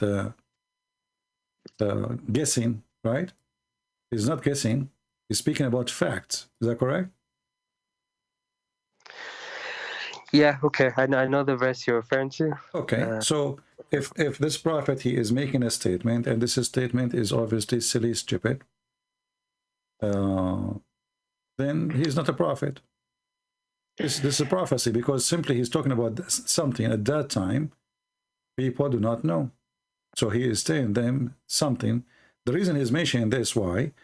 Because supposedly he is delivering information from God, right?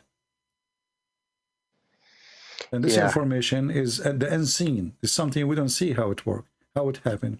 So he is telling you about the unseen, and the unseen, you know, saying, or the God who is telling us about the unseen, there is hail coming from mountains in heaven. Allah break it from those mountains, send it down.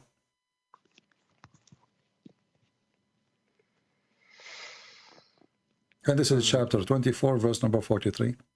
So if you would want to consider the Roman story, you would want to consider all the stupid things he said, well, this is additional one. There's no way God he would say such a thing. Hasn't thou seen how God has drives the clouds, then composes them, then converts them into a mass, then how sees the rain issuing out of the midst of them? He sends down out of the heaven mountains, wherein, wait, what? He sends down out of heaven mountains, wherein is hell, so that he smites whom he wills. Okay.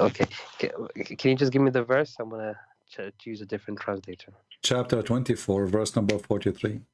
And different translation we can change. They are adding things just to fix it. 24. You said 33? Chapter 24, verse 43. Yeah, okay. Right, let's see him. And you said 43, sorry. And you not see. And he sends down from the sky mountains. But he put brackets of clouds. Why would he do that? Okay, he then sounds. Okay, so he sends down from the sky mountains loaded with hell. Okay, you know, in the other translation I'm looking at here, in fact, it says here that. My friend, I know what other translation says. They are lying. You can go to the Arabic. And yeah, let me just get my dictionary. Give me 1 second here. Because you know, if this is, there is a website. I think it's called Qur'an. I think Qur'an.com, something like that.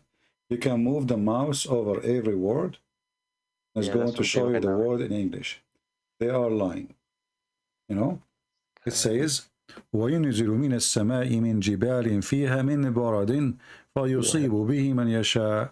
Anything else is a fabrication. They add brackets. Yeah, you're right. They say, like mountains. It doesn't say that. It says, he sent down out of mountains in heaven. وَيُنْزِلُ مِنَ السَّمَاءِ مِنْ جِبَالٍ فِيهَا. Actually, you know what? I can show you the interpretation. Here we go. 24:43. Here we go.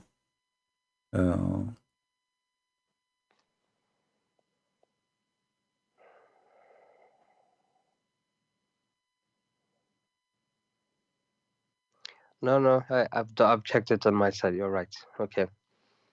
Yeah, I mean, see, when we are in Arabic and we are in public and it's recorded. If I'm lying Muslim, they will laugh at me. You know, I mean, they are in denial all the time. But a smart person, he will not lie, because people, they will use it against you. You know, if you are trying to be honest. So he sent down. This is the tafsir. Ibn Abbas, it says, he sent down from heaven, from the heaven, mountains wherein is hail. He sent down hail from mountains in heaven. Do you see it? Yeah, I can see that. And this is Ibn Abbas. So all the translation, they are trying to cover up, you know, duct tape. This is what the Muslims do. They duct tape their Quran. The add words is not there to fix it. Yeah. Okay, I don't do this. Okay, so I will ask you just few more, if that's all right, and then I will have to make a choice, actually. All right. To be honest. Okay. Oh my God. Okay. So we okay. What's your God's name? Is Yahweh, right? There is no really. You see, the people who don't speak the language, because the language is a foreign language, so they think when he say Yahweh, it's a name. It's not. Yahweh is I am who I am. So for you, because you're a foreign person, you hear it with a foreign tongue, you think it's a name, but the fact it's a sentence saying I am the one who exists by myself. I'm God. So it's not really a name, you know. So when Moses, he asked God, what I will tell my people, what's your name? He said to them, tell them I am who I am. And, you know, you will notice that the Jews, when they speak about God, They say many things, but they don't say names. So like Hashim, you know, I mean, there's many titles, as I say, or description, but it's not a name for a very simple reason, because if God is a miracle, there's no language and no letters can describe him. Okay, so your God doesn't have a name. This is what he told us, and the only name we knew, like even those are not names. As an example, Christ. Christ is not a name. You know, everything in the Bible is not a name. Even Adam is not a name. Even the sons of Adam are not names. Even Noah, even Abraham, even Moses are not names. Are a story and a meaning. And you will notice that everyone giving what is so-called name, so we can recognize them with it, based on his story. So that's very interesting. So are you saying that these people are not real, and it's just trying to be like I'm saying a bigger story? No, I'm saying that every name is given for a reason. This is a very carefully book. You know, names are not given. You can, like somebody, your son born, you give him a name, you can call him whatever, you know. You can call him Khalid. But he's not eternal, right? Khalid is eternal, but he's not eternal. Yeah. But you will notice that the names are given to everyone, is given to describe his position. As an example, Adam means human. Adam means human. And later become a word mean man. But God, he called Adam and Eve, called them Adam, you know, human. So it's given that name because he was the first human. And then Abraham, the one who crossed the river, Abraham, the one who crossed to the other side. So his name is given based in what happening to him and what he did, you know. It's not really a name as much as a description of his life story. Moshe, the one who's been saved from drowning. So his name was Musa? Moses, yeah, Moshe. You know, you can go and check the name. So he been saved from the drowning. He's going to drown. You know, they put him in the river, right? The story. So yeah. So every person was given. Sorry, just a quick thing on that. So are you saying if I was there at that time, I would not have known him as Musa, but maybe something else? Is that right? It's Moshe, not Moses. Sorry, Moses is an Arabic name. Yeah. So what I'm saying that those names are not really names, are describing the person and his mission. So the same as we say Christ, you know, we are not describing. It's not a name. It is a title for the mission. Who is this person? What he will do? What his position in earth or in heaven? So names are not really names. They are, let us say, a message, a delivery from God. Abraham, his name is delivery from God. Adam, his name is delivery from God. Christ is delivery from God himself. He is the name, he is the word, and he is the God himself. So every name in the Bible is not really a name. It is a life story. You can go, there's a video in YouTube. It's called the Genesis 5. Let me hang up on you and I will play the video and you can call me after we finish it so you can see what I'm talking about. Okay, yeah.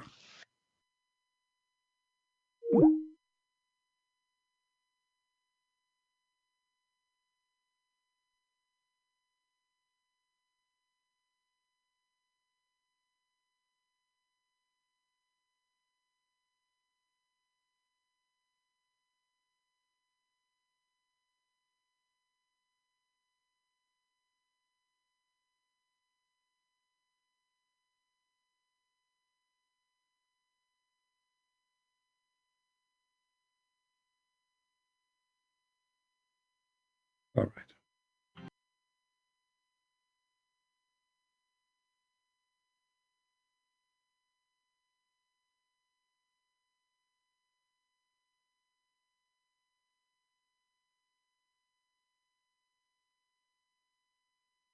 Let us see.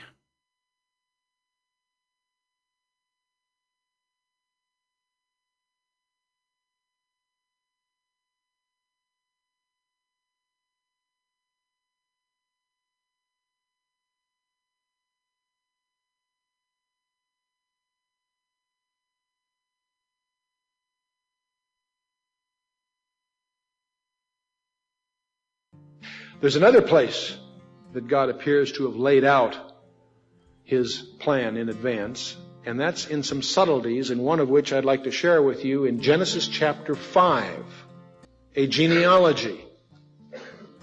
The genealogy in Genesis chapter 5 goes from Adam, the first man, down through Noah. And in Genesis chapter 5, if you wade through that, I encourage you to make a list of the names. Adam gave birth to Seth. Seth, Enosh. Enosh, Kenan. Kenan, Mahalalel. Mahalalel, Jared. Jared, Enoch. Enoch, Methuselah. Methuselah, Lamech. And Lamech was the father of Noah. Let's take these names. 10 names. But see, the problem is we need to know what the names mean. And if you have a study Bible or a source, a lexicon, what have you, you know that the name Adam means man. As you go through your Bible, when these names are typically first introduced, most of your marginal footnotes will tell you what the name means. Adam means man. Seth means appointed. Enosh means mortal. Kenan means sorrow. Mahalalel means the blessed God. Jared means shall come down. Enoch means teaching. Methuselah means his death shall bring. Lamech means the despairing. And the word Noah means rest or comfort. Now, let's read that genealogy as a sentence.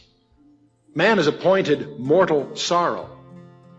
The blessed God shall come down, teaching that his death shall bring the despairing comfort. Isn't that wild?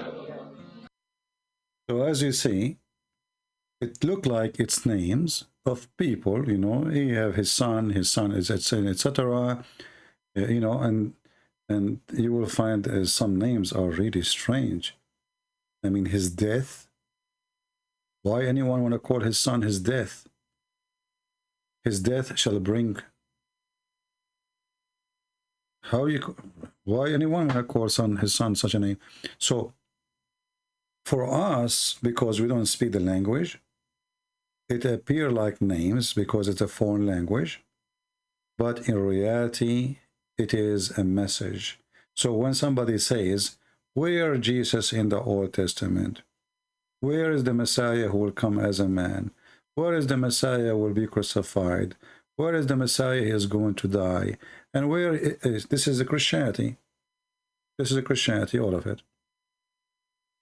It's just in one chapter and a few verses about the sons of Noah. So the ignorant, they think it's name. The learned, they knew what it is. Let us call our friend here and see if he heard me.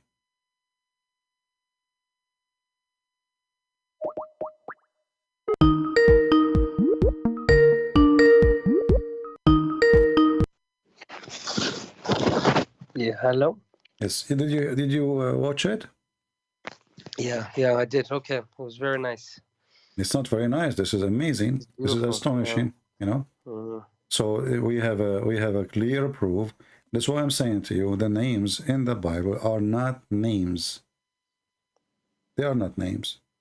They are given carefully, inspired by God, for delivering a message. So this is not a book to talk about the ant speaking to Solomon or Solomon listening to the ant and all those, you know, silly stories. This is a serious book speaking from the beginning about the message and what God he is going to have for us as a plan to save us. So from the first time, from the first, you know, let's say, the days of existence of Adam, God he inspired for those names to be given. So those who will read them, they will know what's going to happen and who is going to send to save them. That God himself, he is going to go down. And this man is appointed man. He is God himself, who is going to come to the earth. And his teaching and his death is going to bring despairing and comfort. Okay, I did not even notice this until now. Okay, right. It's talking about Jesus as well. It is Jesus. Yeah. Yeah. So the Muslims, if you ask, the Muslims, like you are a Muslim, what Abraham mean? You don't know. No, we don't know. What Adam mean? You don't know. What Mikael mean? You don't know. Gabriel? You don't know. Israel? You don't know. Because Muhammad religion is a theft. Muhammad religion is a theft. If you remember, there's a video of Dedat, and he was making fun of the Bible speaking about Israel or Jacob struggling with the angel of God or with God himself. And he says, what kind of a book he says that? But the idiot, he forgot, because he's ignorant, that the word Israel is that story. Why Israel? Why Jacob became Israel? There's nowhere in the Quran says to you how and who is even Israel, right? The Quran mentioned Jacob, but nowhere it's mentioned how Jacob became Israel. No, it doesn't mention it. You're right. So did that because of his ignorance. He forgot by accepting the name, he accepted the story in the Bible. Because the Quran says clearly his name is Jacob. So what happened? How Jacob became Israel? The only answer for that, you will find it in the Bible. So Muhammad, because he's a thief, he stole names, he do not know what they mean. And that's why he is, he got busted, he been exposed. So then this makes me ask you another question, because I'm out. First of all, let's be clear here. You are out of Islam already, right? Yeah, I think so. I mean, you know what I mean. Yeah. Okay. Let's be serious. It's all right. Yeah, I mean, I can lie to people, but you know what I mean. It doesn't make sense. Yeah. Wouldn't be right to even say that, actually. Yeah. Okay. So what do you think of Muhammad now? As long as you are out, that means you agree that Muhammad is a false prophet. Well, I've been on a plane recently, and I don't see any mountains. So, yeah, this cannot be true. How can you say that? God throws a mountain of ice, and aims at people. This is not even a nice thing to even say. Yeah, it's actually kind of a horrible thing if you think about it. It's very mean, because they have no chance. So no, this is not good. Okay, so these people then, Adam, Noah, are these all prophets? In Islam, every character we have is a prophet. You know what I mean? Every character. Okay, so in the Quran we have 25 prophets, right? Yeah. Are mentioned explicitly in the Quran. We have Solomon, we have David, we have Elijah. Yahya. There's no such a thing. Yeah. Anyway, he gave them their own names. Anyway, okay. Their own names, yeah. But my question, I mean Elias, But my question to you is, are these also prophets? Because when I read the story of David in the Bible, I don't think he's a prophet. Well, everyone he understands the word prophet in the way he wants. So a prophet, if somebody spoke to God, some people they say he is a prophet because God spoke to him. But Mary, she received message from God, correct? Yes, exactly. But she is not a prophet, right? So it depends on the person and his intelligence, how he can see things and how he wants to see things. For us, all the names in the Bible, even Mary herself, exists for a reason, and that reason is the coming of Jesus. Otherwise, the rest are not really important. So David is not important. Solomon is not important. What is important is that God, he loved the world, and because he loved the world, he sent his only begotten Son to save the world. And David and everybody is part of this world. They are not out of it. They themselves need to be saved. So the Messiah is the Savior, and there's no one else will save us from what is coming. This is the message of the Bible, and all names mentioned there because they have a role of preparing or let us say for the coming of Jesus. Otherwise, all names are not really important. You know, is Paul is important? No. Paul is one like me and you. He is a disciple, yes. You know, the Lord appeared to him. He is a church father, yes. But still, the Bible says all men, they are sinners and they are short of the glory. So all of us, we need a Savior. His name is Jesus. So all the names, they are there for a reason. And this reason is that, you know, that God will come on this earth to save us. Okay, but okay, that's fine. I think, to be honest, it sounds good. You know what you're saying. You see, all of us, like now, I'm here with you, and we are talking. Why I want to waste my time and you waste your time? What about you go and watch a movie, I go watch a movie? What do you think? You know? So we are here for a reason. And based on your interest, the reason exists. So the one who have interest in something, he will be where he is interested. That's why, you know, the Bible says, like, you know, where is your treasure, your heart will be. So if your treasure is gold, your heart will be with your gold. If your treasure is God, your heart will be with God. If your treasure is sex, your treasure will be with sex. So where is your treasure, you will find yourself. So everybody, every human being, he have his own interest. And your interest is who you are. And this is why there's people of God. You know, you mentioned that the Quran calls us people of the book, correct? Yeah. And the Quran never called Muhammad or his people of the book. Actually, he called them Ummiyin, which mean ignorant, you know, the ignorant. So when the Quran, yeah, not illiterate, ignorant. You see? So when the Quran says Ummiyina Rasulan minhum, yeah, saying that the you Quran see, is the Muslim, they don't even understand their book. I mean, this is how ignorant they are. Because you see, the chapter 2, verse number 78 says, some of them, they are Ummiyin, they do not know the book. So the word Ummiyin is about not knowing the book of God, not about not knowing how to read, how to write. You understand? Yeah, I understand. Yeah. So the Quran itself gives definition. The one who do not know the book of God, otherwise it will be funny that all the Christians, they knew how to read, how to write in the time of Muhammad, and that's impossible because, you know, education is not available for everybody except the wealthy usually, you know. You know, a person, not everyone, he will get a chance to learn how to read, how to write.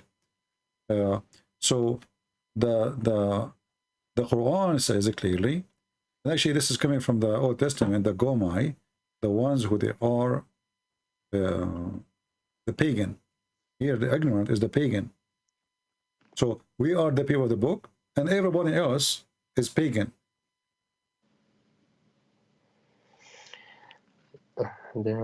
This is the definition of the Quran. Quran says people of the book, people of the book. Why? Because everyone else is pagan. And that means Muhammad himself is pagan.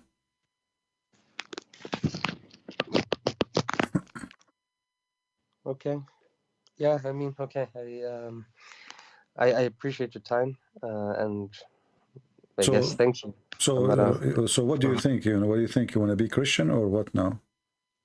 As long as you decide to leave Islam, what is left? To be a what? Sorry, a Christian? Yeah. I don't think I'm allowed to be a Christian, you know. Why you are not allowed?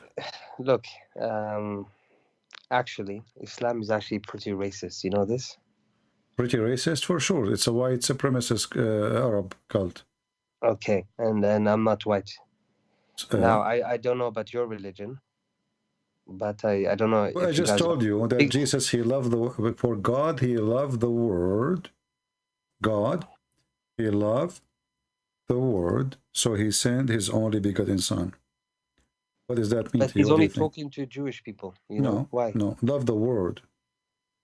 When the disciples, they went and they spoke in tongues, and even this miracle is mentioned in Islamic books.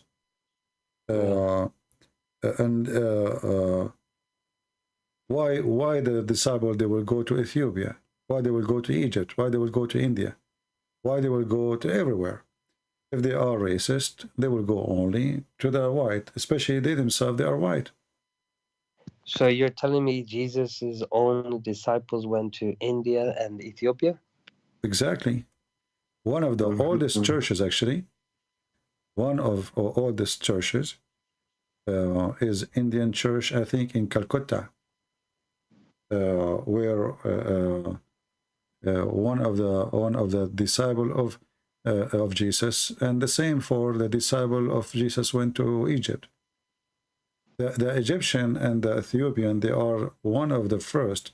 The first church was in Antioch, but as known as a church, but the most well-known ancient churches from the beginning, it was in Africa and in India. You mean North Africa, or you talk about Ethiopia?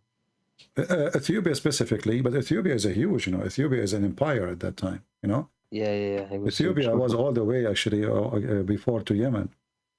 Not only Ethiopia today. This is why you see that the Yemeni, most of them, they look Ethiopian. And if you go to the Bible too, if you go to Galatians chapter 3, verse number 28, it says, "There's neither Jew or a Greek, slave, neither a slave nor free, nor there is male or female, for all of you are one in Christ Jesus." So the Bible makes it so clear that in Christ there's no ethnic, there's no slave, there's no free, there's no Hebrew, there's no Greek. Your citizenship is not exist. What is exist is your unity with the Messiah. And this is in the Bible. Okay, and when we die, then what happens? In Islam, you get women, whatever. You don't get this. No, in heaven, in Christianity, the heaven of God is the holy kingdom of God, and because it's holy, we will have different level of happiness. You see, when we say God, if God can make me enjoy food, right? He gave me something in my tongue, very complicated chemical, connected to my brain to make me taste food, correct? Yeah. Can't he give me something even way better? For sure he can. So what he will give you in heaven have nothing to do with physical happiness, because at the end of the day, actually, all happiness is in the brain. It's not physical. Everything you do is a message goes to your brain, even when you have sex. So it's your brain actually will have orgasm. It's your brain who tastes the food, not your tongue. It's your brain who feel the sadness and make your tears come, or your brain will make you cry again from happiness. It is the brain. So can God, who made us happy for less things, can make us happy in different way, in higher level? For sure he can. So Jesus, he said, he will, she, they will not be, they will not get married, because they ask him about, okay, this woman, she marry multiple husbands. Who's going to have her in heaven? He said, he and she, they will not get married. They will be the same, the likeness of an angels. So what Jesus, he meant here, angels have no needs. They don't sleep, they don't drink, they don't eat. And those are needs. So with Jesus, you are free from needs. And that by itself is heaven. Imagine you have a car, you can drive forever. You never stop for gas. You never have a flat tire, and you never need to rest from driving. So with Jesus, you will not be addicted to sex, physical needs, because in Islam, you are going to be addicted more, subjugated more to your needs. You will have a river of wine, a river of milk, endless private part, a lot of women to sleep with. With the Messiah, you will be a child of God, and you will be the same as an angel. And that is something I cannot explain to you, because I cannot explain happiness I did not feel yet. I have to be there, and then we can talk about it. So if you accept the Messiah, God is winning. me and you, we will meet one day in the holy kingdom of the Lord Messiah, and we can talk about it then. And sorry, I'm getting a bit emotional. Sorry.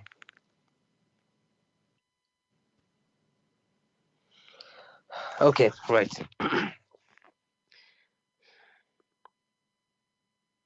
Okay, what does it mean to be a Christian? You know what I mean? Well, the Messiah, he answered that. He says, you know, love your enemy. So with the Messiah, you know, you learn about love. Love is not just a word to say, and love is not sex, and love is not loving food. Love is learning how to forgive. Love is learning how to give. Love is learning how to give without expectation from others. So if you learn all of those, you are already in the level of the angels, and you are with the Lord. So with the Messiah, simply the same as the Messiah, he went to the cross, and he knew they are going to do that to him, and yet in the cross he says, Father, forgive them, they do not know what they are doing. If you can reach a little bit of that point, then you will learn what love is. He loved them to the point he asked for forgiveness for them, even though they are crucifying him. So if you look at this and you learn from this story, you learn that even when you are crucified, you shall not bow down to hatred, and you shall not be a soldier of hate. You should be a person who forgive. This is why when they ask the Lord how we pray, he says, pray like this, our Father art of heaven. And then right away where you see, he says, ask, you know, forgive to us, the same as we forgive to others. So in Christianity, you learn right away that if you love, you forgive, and if you forgive, you will be forgiven. And this is the book, and this is God.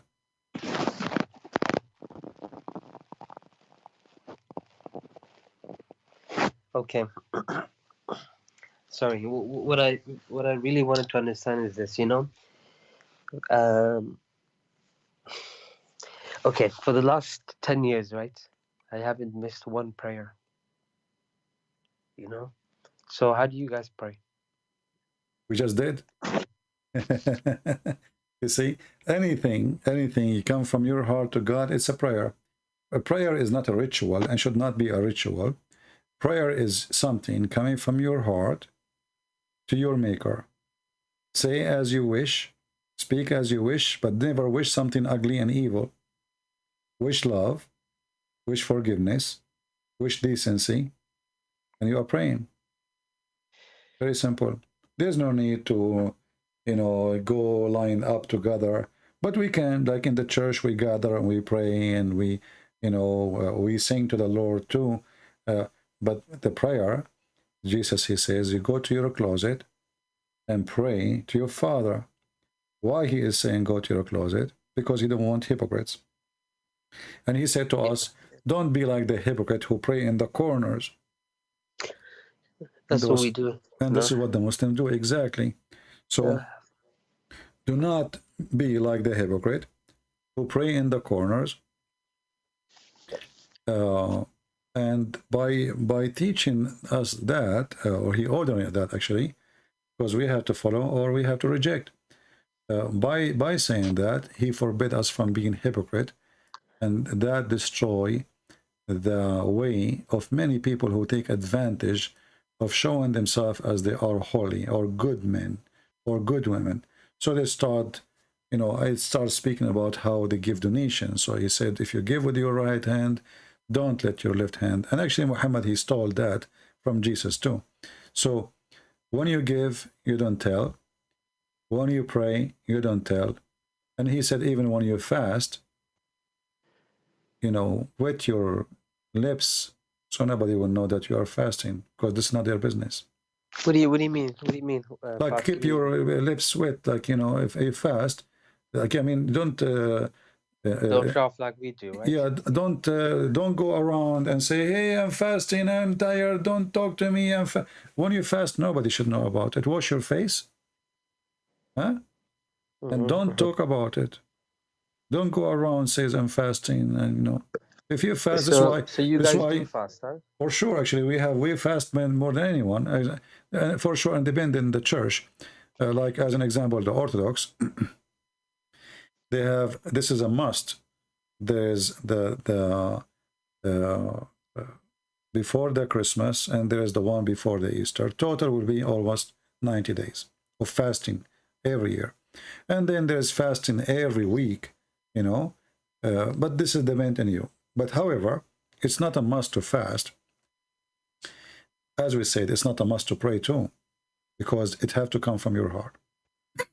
A person, he forces himself to pray, he is not praying. A person, he forces himself to fast, he is not fasting. A person, he forces himself to give donation, he did not give donation. He give it to him because maybe somebody forcing you. You know, you are ashamed of yourself in front of your family. You know, you are cheap, you are not giving, you are not helping. So you give, maybe in front of your kids, you want to show that you are a good guy. Or you want to show you are a good guy, so you pray in front of them. So it has to come from your heart, and whatever comes from your heart is you. Yeah. Yeah. This is why the Messiah said, from their fruits you shall know them. In order for the fruit to be your fruit, the fruit come by itself. You cannot force a tree to make fruit. Yeah. Okay. Okay. And why do you call him father? Why I call him father? Yeah. Yeah. You see, because in the Quran, as an example, we see that the Quran says, وَمَا خَلَقْتُ الْإِنسَ وَالْجِنَّ إِلَّا لِيَعْبُدُوا. I created not the human and the genie except to worship. In the Bible, no. Even though we are created and we should worship, but he created us to be his children. So because God, he loved the world, he sent his only begotten son. The begotten son, he come to this earth and he called us brothers. So who's our father? God, okay, the maker. it's good. Yeah. So, I forgive me. So that means when I pray, for example, it says here, I'm sure you know this anyways, Matthew 6:9-13, you know, it says, this then how you should pray. You know, when he said like, our Father in heaven. Yeah, that's what I'm saying to you. I would say the same as well, or I would say our God. You can say the same, you know, if you like. You know, the reason that a prayer, he's just telling them what is included in your prayer. It's not about exactly you say the same, but you can pray the same. But it's what is included in your prayer. Like asking for forgiveness, and the same time you forgive.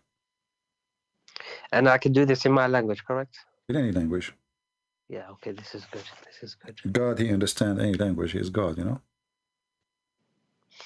Okay, now, very simply, you know, I need to obviously go back, read the Bible again, you know? It's a big book, but I can do it again, no problem. But my question is this, my friend. Okay. In Islam, you know, it's kind of simple, right, in a way. You have instructions, and then you follow them. Okay? And in a way, it makes you a slave. You know what I mean? But sometimes being a slave is easier to understand life. Not that's better. So what I'm asking you is this. In Islam, you pray, you fast. It's very clear. You have certain times. What does God want? Sorry, what does the Father want? You see, when you say a certain time, first of all, time does not exist really. I mean, time is just a matter of circulation of light around us. We call it time, right? So the sun goes around us, and then we make it morning, and then we call it day, and we call it night. But time does not exist for God. And because of that, you pray to God anytime. Why you want to pray in a certain time? When God is alive and he's always there. Any time is a good time for God, and any time is a good time to pray. It just has to come from your heart. When you feel you need it, you do it. You can pray before you drive your car. You can pray before you leave the house. You can pray when you are sitting in the bus and there's people next to you and nobody will notice you are praying, because the prayer is coming from your heart, not from your lips. Prayer is not words you say by your lips. It is something in your heart and you mean it. Because many, especially the hypocrite, they say something in their lips, but they don't mean it. It is something you mean, something you believe, and something you want to be. That is prayer. Prayer is not even speaking to God, actually. You know, prayer is decency. Is your decency. So when you are decent, you pray to your wife, saying to her, I love you. This is a prayer of love. It doesn't mean you worship her. But when you pray to the Lord, you know, you are giving, keeping in touch with your Maker, let us say. Like if you have a father and you did not call him for a year, and one day because you need him, you call him. Your father, he will say, well, now you come to me because you need me, because you need money. What you need? Why you are calling? What happened? Something fishy about you. Because you need him, now you are calling. Many people, they do that. They forget about God as long as they are healthy, they are wealthy, they are young. And the second they collapse, suddenly they say, God, forgive me, God, help me, God, oh God, please, you know, God. So as long as they are fine, God does not exist. The second they are in the ground, collapsing, sick or poor, or they don't have money, or they lost their family, something bad happened, suddenly they start asking God for help. So don't be one of those. Pray to the Lord so you can be a child who always remember his father, and the Father always, he welcome your remembrance. Okay, okay. This is what prayer is. Prayer is to be in touch with your Maker. It's not a word you say. It's a feeling you live. It's like you are in love with a person who you believe he is your provider, he is your protector. He will do anything to save you. He loves you. You know? How you can return love? You return love by love. Okay. Sorry. I don't know. I feel like you are crying, but you know, I mean, it's okay. Don't, you know, it's good to have heart, not to have a rock inside. God love. Yeah. God is Crying love, because and of the sins I committed, you know? all of us we commit sin. Who says to you, I'm better than you? Well, you don't know me. You know, you have no idea you are talking to whom. No, but I know me because I've been worshipping a false god. Yeah, it's okay, my friend. You see, every moment have a time, and you know, Paul, he used to go after the Christian to kill them. At least you did not kill any Christian yet, right? No, but I So, converted many Christians. well, you know, you can fix that, and you can contact them, and you can help them to see the truth. You can fix it. You can fix it. You can call those people, and you can contact them, and you can explain to them why, you know, you think that you made a mistake, and you yourself you left this this false cult. No, you see, one of them passed away. You see? Well, I believe the So Lord. that means I sent him to hell. Okay, okay. I understand how. I understand, but we pray that the Lord is merciful.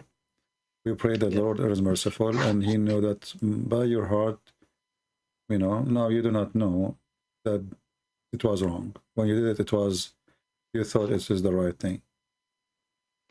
And I think at the end of the day, I think you did not convert him to Islam. I think he converted to Islam because he chose to leave Jesus. Okay. I guess so. Thank you, CP. So do you accept the Messiah as your Lord? Yeah. I mean to that. I mean. Ameen. You know, I saw a message previously from you, and that made me confused, because before I felt like you became a Christian, you know, and looked like you were still questioning, right? So let me tell you what happened, okay? Yeah. We spoke. Then I went to my local masjid. I spoke to many different people, okay? Okay. In the UK. I went to many cities. I spent a lot of money getting people, speaking to them, calling them. I went abroad. I went to Saudi Arabia. I went to the Emirates. I went to Qatar. I went to almost every country in the Middle East to get the answers I needed. But instead, I got people lying to me, asking me, are you a mushrik? You know, are you being paid? People finding out who I was, trying to question why I'm, trying to get answers. You know what I mean? Mm-hmm. They're becoming very hostile, very defensive. And my questions were very, very simple. You know what I mean? Mm-hmm. It should be easy for these scholars to answer. Yeah. But they didn't. They lied to me. And when I go back and check the references, or I look at your videos I have a notebook. So whenever you say something, I note it down just to verify if you're lying to me. You know what I mean? Mm-hmm. And it's there. When I question these imams, they always say, "Oh, it's da'if." It's okay. This one is authentic, but it's been abrogated. They always come up with the most extreme scenarios. And I'm not ignorant in Islam. I've studied it for 5 years as well. I can tell. I also memorized the Qur'an. So I don't know. It's a big problem. You see, But anyways, yeah, it's the past now, right? It's the past. Now I have to read the Bible. Yeah, but you see, I'm very thankful that the sheikhs are liars, because if they did not lie to you, then you will not notice how hypocrite they are and how fake this religion. Because if they say the truth and they try to convince you with the truth, it might work. It might say, okay, what, the prophet did that, give you excuse, but they deny, and then you find out that everything we say is true. And then a person will ask himself, why they are lying? What are they hiding? Suddenly they are not proud of what prophet did. That means they themselves are not really believers, right? Because if I'm a believer in Jesus, and you say to me, Jesus will come in the day of judgment, and he will send people to hell, and I will say, okay, yeah, he will do that. So this is not nice. This is okay, no problem. You can say whatever. This is what Jesus will do. I'm not going to make Jesus. You see, Jesus. When we say Jesus, God is love. God is love, but there's a time where he will send people to hell. The opportunity of love is over because you rejected him. It's your fault. So I will not be ashamed of my Lord because somebody think that he did something is not right. This is his opinion. For me, I am proud of him and I'm a follower.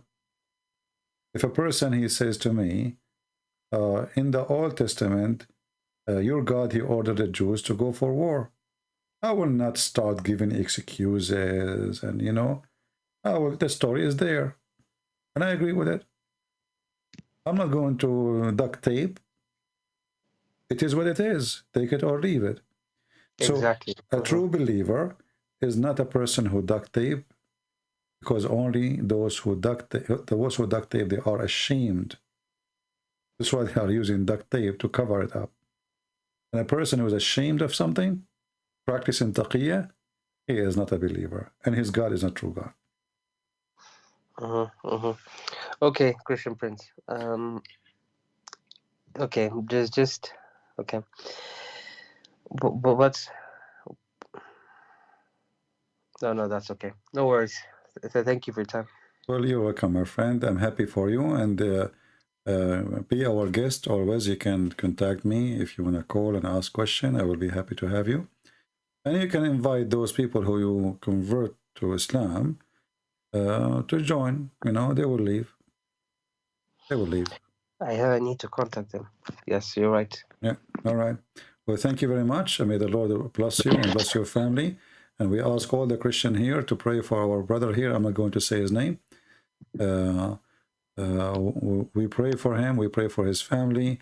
We pray for his friends. And we pray for the person who passed away and he thought Islam is right. You know, there is no salvation except by Jesus. But, you know, what we can say, people, they make choice. And sometimes, you know, you make the wrong choice and the choice can be very, very, very horrible choice. Thank you, brother, for calling. And you will be in our prayer. Okay, thank you. Take care. God bless. Bye-bye.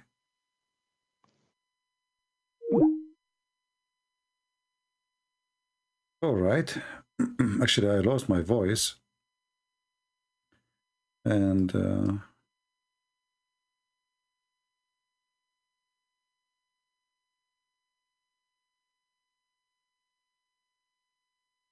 we have two people today. And the first one, you know, he don't want to admit that he left Islam, but he left Islam. The second one is smart. He studied Islam very well. And he, you know, he cannot deny it. He cannot, you know, he cannot duct tape no more. It's about decency. It's about how honest you are with yourself. God is good, and God do miracles. And God today, he washed his heart. It's not me. I'm just trying to help. It's God who open your heart. And the Lord, he says, knock and I will open for you. You did knock, he opened for you. I'm just a brother who is trying to help.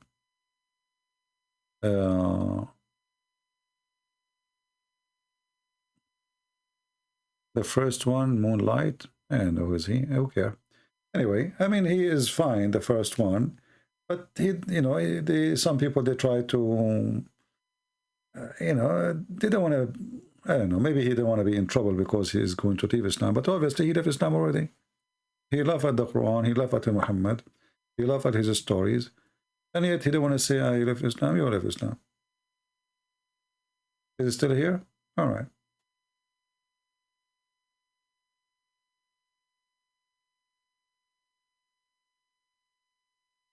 Okay, you read the Gospel and the Quran. Why you want to read the Quran? You did laugh at the Quran already. Why you want to read the Quran?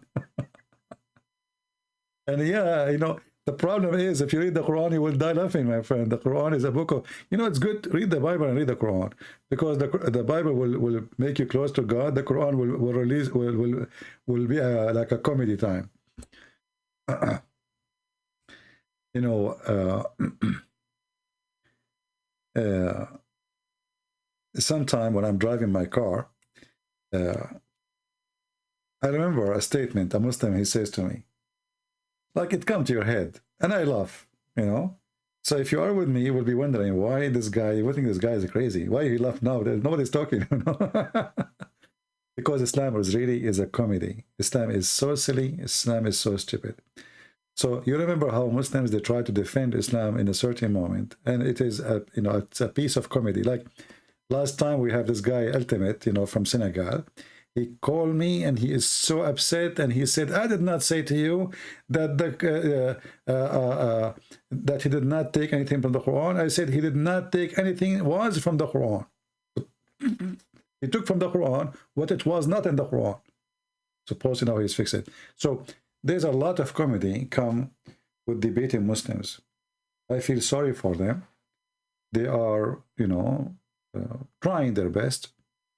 It's you know, it's a disaster. You a person pray, you bow down, you worship this God, and the Prophet is amazing. And then you talk to this guy, his name is Christian Prince, and you will find that your Prophet is a scumbag. He is not good man. He have no zero ethic. He belongs below zero. You know, he's a freezing ethic, and his God is a stupid God. And you'll find the Quran is a stupid book, and that is really a disaster. That will bring stress. That will bring a lot of sad moment for a person who really truly believes. But the truth is the truth, and the truth will set you free, the Lord said.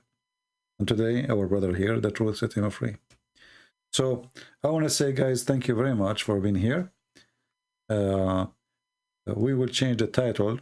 The title is not anymore about community trial. And if you are wondering why this title is saying that, because somebody asked me to create a community and make a membership so people can join and they will give me money. And my answer, no. My work is going to be always for free. I will never charge a penny. And the Lord is my provider. So I want to say thank you all for being here. May the Lord bless you all. We pray to our brother. We pray for the Muslims. We don't want to hate them, because the second you hate, it is the same second you fell in the trap of the devil. And Muhammad is the devil. He wants us to hate the Muslims, and he wants the Muslims to hate us. And then we end in bloodshed.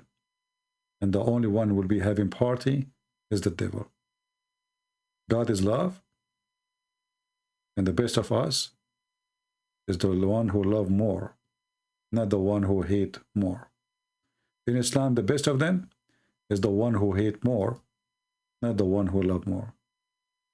Because either you take the side of the God of love, or you take the side of the God of hate, and that is the devil.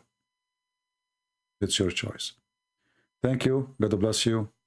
And see you soon again. Don't forget to download the videos and share them with your friends. Until we see you soon again. Christ is Lord. Islam is a scam. And we prove it every day. Take care.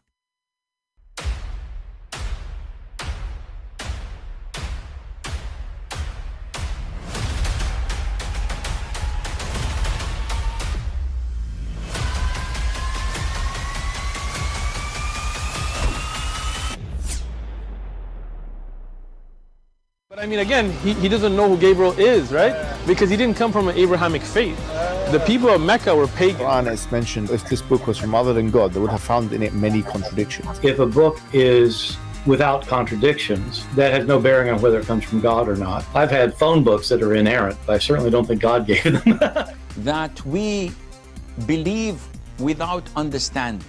The brother asked a very important question, that most of the scholars say that listening to music, watching movies, and most of the television programs, they're haram. So how can we have fun? Let me tell you, brother, at the outset, that having fun is permitted in Islam as long as the fun is halal fun. That the standard narrative has holes in it. The Prophet tells us because Satan or the devil sleeps over our nostrils. Those who oversleep and not pray Fajr on time, Satan urinates in their ears. I really do think Jesus was crucified and that he really was dead and buried. He thought that he was a son of God in the sense that he was specially chosen by God. I think Jesus really did think he was going to be the Messiah, the future king of Israel. I mean, that is, after all, why they crucified him.